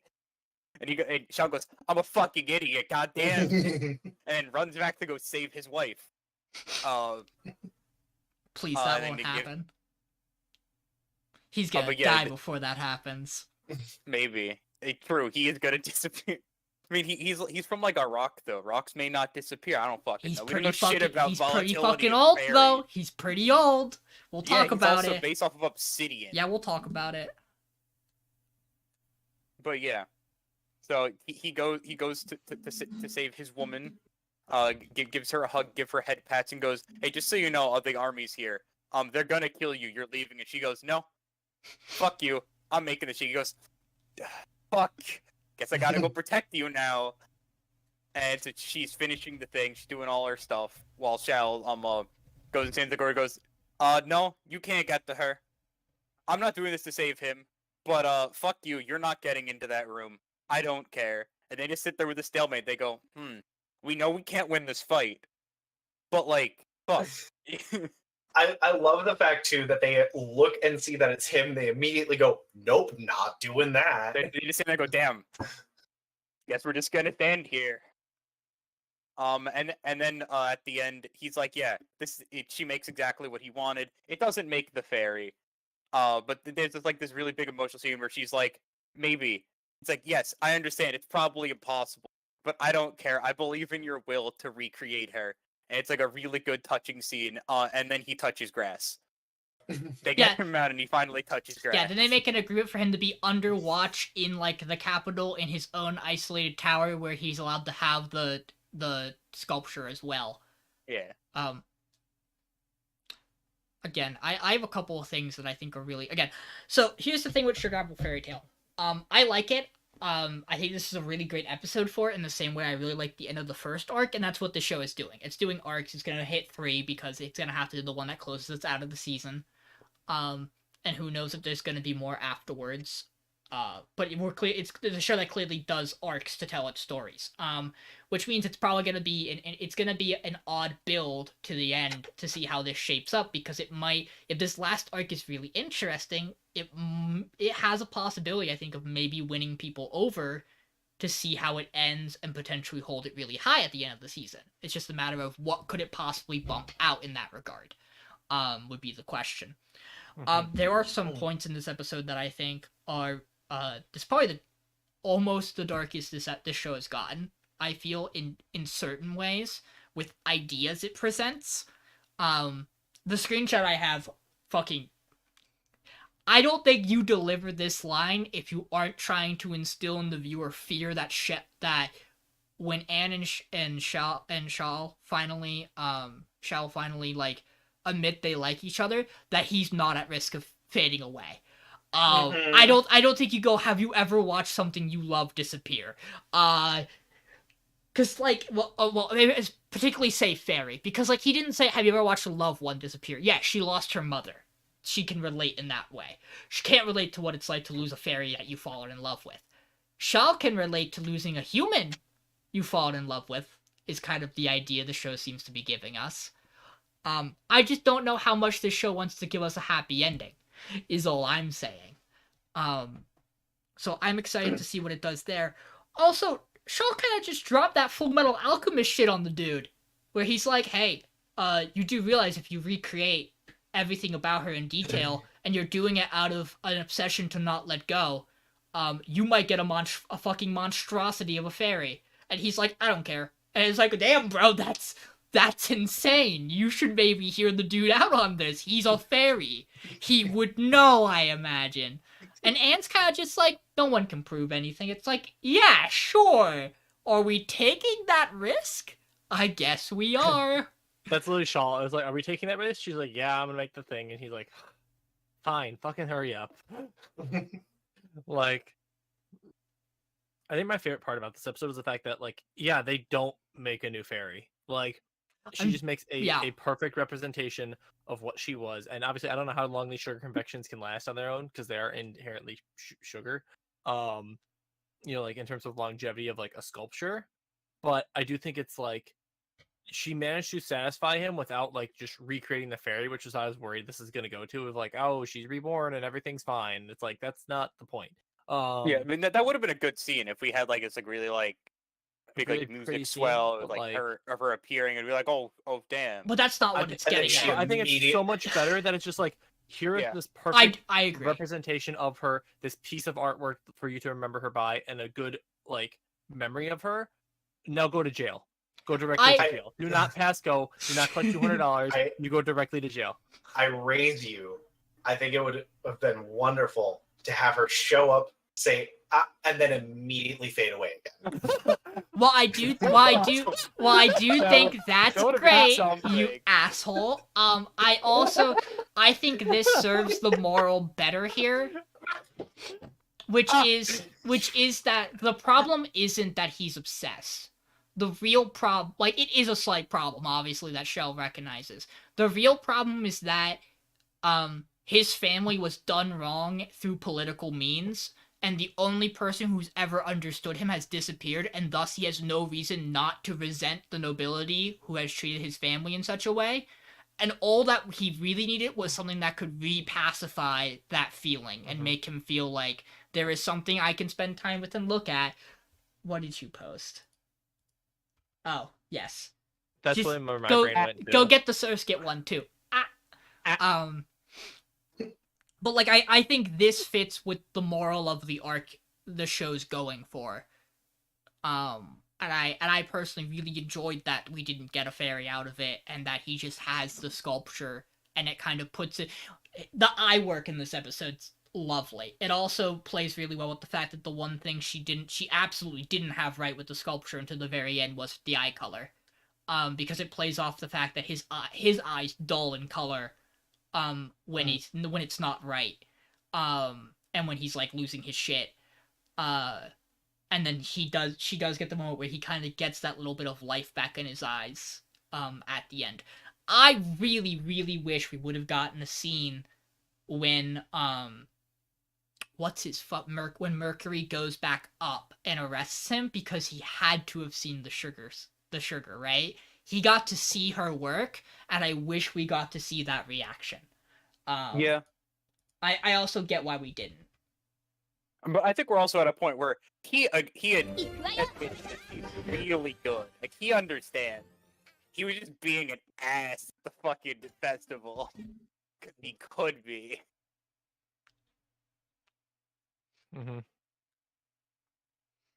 I'm interested to see where the next arc takes us. That'll really be a big determinant factor. I swear to God, if Jonas shows up again, I might scream.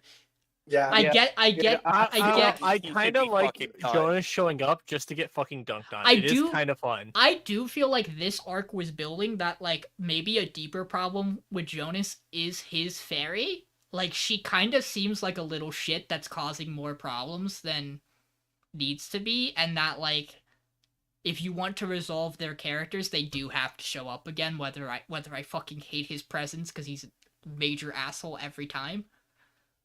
It's kind of amazing to me that this show has given us a better villain than like 90% of our other shows, just because Jonas is such a fucking prick. Yeah, it's very hard to pinpoint, like, a lot of our other shows don't, like, outside of Millions Knives, which, like, it's very hard to beat Millions Knives, there's a lot of him, and he is a lot to take in, too. Like, it's very hard to, like, not a lot of our other shows have villains, and the one that do, they aren't fantastic. Like, the Klondikes exist, we haven't gotten enough of him to really be the Helltaker is a character. Yeah, exactly.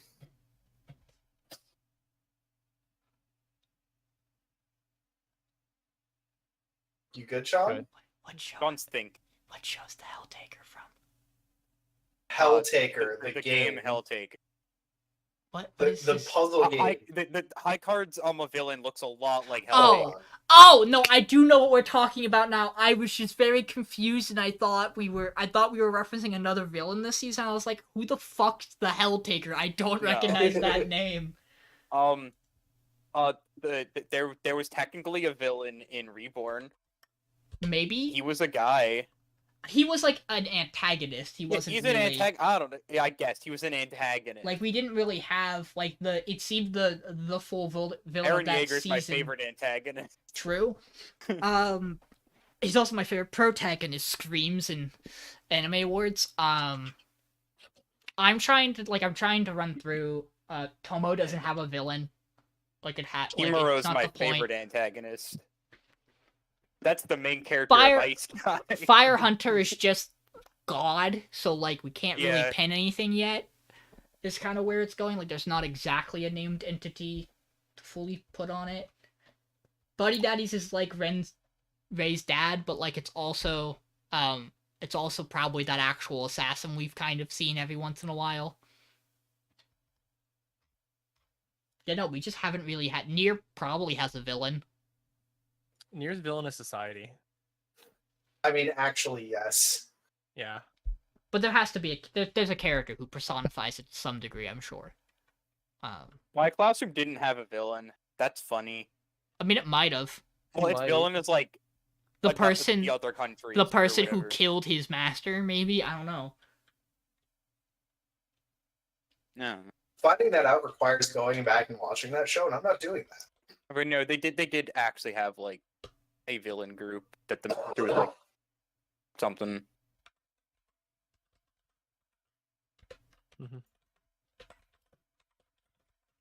I just want to see more Jonas getting that kicked. Like, it's just funny. To me. True. Yeah. Like, it's just I funny. He wanna always just shows up and it's watch like, Murder I'm Bitch. better than you. And then, like, 10 minutes later, it's like, Wait, I'm bad. Fuck, I forgot. I actually don't know how to do sugar. I want to see artisan his thing. creations, and it's just like this fucking monstrosity. You're like, how'd you even get invited to the upper tower? Were you the only artist in here? Yeah, like actually, I mean, we know his other two bros were there, Yeah, and they we were also- so bad they just got kicked out. Yeah, we also introduced Which is really Raggy, funny that which they were allowed to also- leave because they suck. We also just don't know anything about them because like they showed up and got kicked out right away, and then they're just like gone. They really were young Desmond fucking two goons from Spy Family where they just exist for existence's sake to make Yeah. him look better. True. I think it was for Damien. Damien's two psychic goons. They're Crab and Goyle. Yes. I know we don't like J.K. Rowling here, but that's an easy way to do They're it. what's the Shakespeare pair? Rosencrantz and Oh. Guildenstern. And yeah, Rosencrantz and Guildenstern. I mean, Let's they're kind see. of. They're I kind mean, of actually Rosencrantz and important. Guildenstern are like their own kind of thing. They're more, yeah, you're right. The equivalent of them are more like two cavaliers.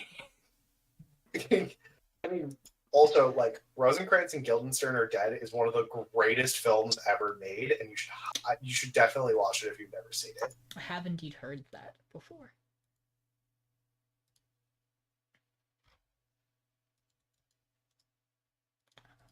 We are voting currently. That is what's happening. I'm constantly refreshing to see the names. I don't like the other one. I don't know what you're talking about. What's my name gonna be? That's the most important part of voting. That's what takes me the most thought. And now every that week. everybody looks at it, you have to really consider it.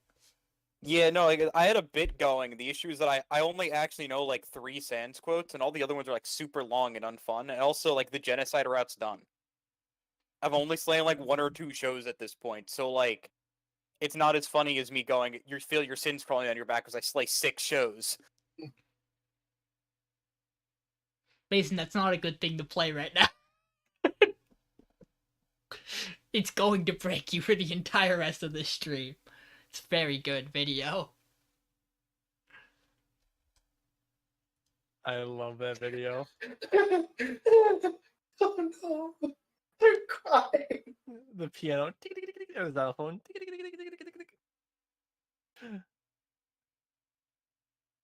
So why? I don't think it's really just like because it's Pokemon. I think it's specifically because it's Ed and Eddie, and I haven't thought about that show in like 5 years. And yet every sound effect plays and you go, yep, I know what that one was. Yep. mhm, Exactly. Yep, checks out. There's one that's really good, kind of towards the middle end. I have the results, though, as they all engage themselves in that wonderful video brought to you by my boy Alex. Tomo, 4 saves. Buddy Daddies, 4 saves. Trigun, 4 saves. Sugar Apple, 4 saves. What kind of events could we have seen to have seen this coming? High card. Sorry, let me do this the right way. Angel, 1 slay. High card, 2. Fire Hunter, 3. So unfortunately, we will be saying goodbye to Fire Hunter this week. Again, I think we've hit the point now where it's just a matter of what's going off each week, given on how the episodes were and general feel on the podcast. So next week's really a contest between Angel and High Card, question mark, probably? Probably. So that'll be interesting to see how that shapes out.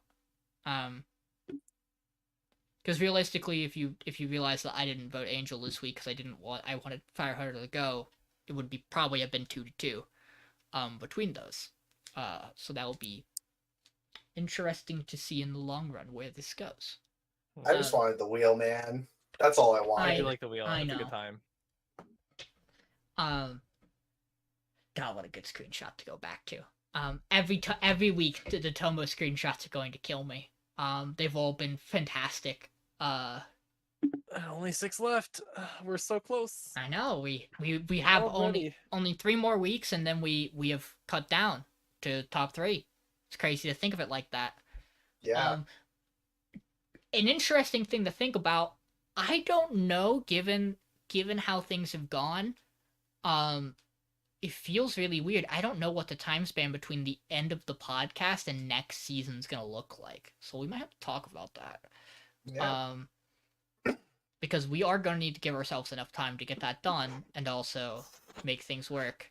And we also have to talk about next season's going to have maybe a couple of things we have to iron out first. Such as, what are we doing with Oshinoko? I think 3/4 of the podcast has determined we aren't allowing it to be picked. With John maybe being the only person here who might try to argue we should do it so that he can win a season again. Hey, Oshinoko might not be that good. Oh, come on. Look, we're all know it's we're gonna be all good. biased. The It's manga's going to be fucking good. nuts. Again, Why it's do you need truly- to read the fucking manga and catch up so I can talk to somebody about the events that have transpired in the manga recently? Because it's going hard again, and I'm not ready for it, and it sucks. The but it being a issue, manga plus is cringe. the issue with Oshinoko being animated is that it's not going to be as interesting for the audience because all 4 of us have read it. It also has I an know. hour open, which a couple shows are doing next season. Hour and a which half, actually. will- It's 90 minutes. God, Jesus Christ. It's a full fucking movie. Yeah, I Y'all know. remember when Remake did that? We went, what the fuck is happening? Yeah. And now it's just kind of a norm now. Darwin's Game did that too. But it's kind that of was sick. the I'm not first gonna one lie. I can kind of think of. It's great if you're not watching 36 episodes of anime, and you have Yeah. to add an extra 45 minutes Yeah, into that batch. I still say with my opinion on when we got Chainsaw Man is that we shouldn't have allowed that to be picked because 3 of us had already read it. yeah. And Yeah. it certainly made the experience the talks were super boring. For We were that kind of the 3 of particular us skirting episode. around spoilers and neat things we saw that we couldn't talk about Yeah. because yeah. I think they Yeah. serve a much I think better it's fair. spot as a fun little side content thing. The problem is, if schedules continue the way they are, we're gonna have a hard time even trying to do that for Oshinoko. But we'll see. We might be able to Yeah, make we things work. we can do a like start of podcast talk about what happened in the episode, like Juju Stroll kind of thing. Mhm. But like Oh, and then we can do that for JJ JJ, and then we can Sample. do that for JJK in the next season because it's Oh, coming in I'm the so summer. excited for that. Oh, already time for jeez. GTK 2? Oh, that's crazy. I gotta catch up. Twig is gonna on be the so good. I manga. just need to catch up. I was in the middle of a very important fight when I stopped reading. I was before shit really hits the fan in that arc that we're in right now. I was in the middle of the first real pachinko fight. Yeah, I was in the middle of a very interesting 2-on-1 fight. That I probably should have stopped reading during. But hey, I'm in the middle of the Mommy. biggest problem in the entire series so far. That's crazy. Wait, That's the are scariest you part. caught up? Yes. Oh fuck. I I'll know put it of this one. way. Can you I'll put it this way, without can you making answer some? major spoilers. Sukuna has acted on the pact he made with Yuji to revive him, Oh boy. and it's fucking wild. Hey Michael, you haven't actually read the manga, huh? Mm-mm. Good. I should not say the thing I was about to say. You can message me, Sean, and I will say yes or no. No, because I'll just read it and I'll get my answer. And I'm sure the answer's Also no. true. I was gonna ask about a certain character's status in a vague way, but I just simply won't I know go what any you're saying. further. And Yes, the answer is no. It's probably what we think, but who knows? That's Still. not fair because I might think something different than you. Either answer way, is more than guys, likely thanks. yes. Thanks for tuning in. It's great to have you. We'll see you another time next week. Yeah, bye. Bye.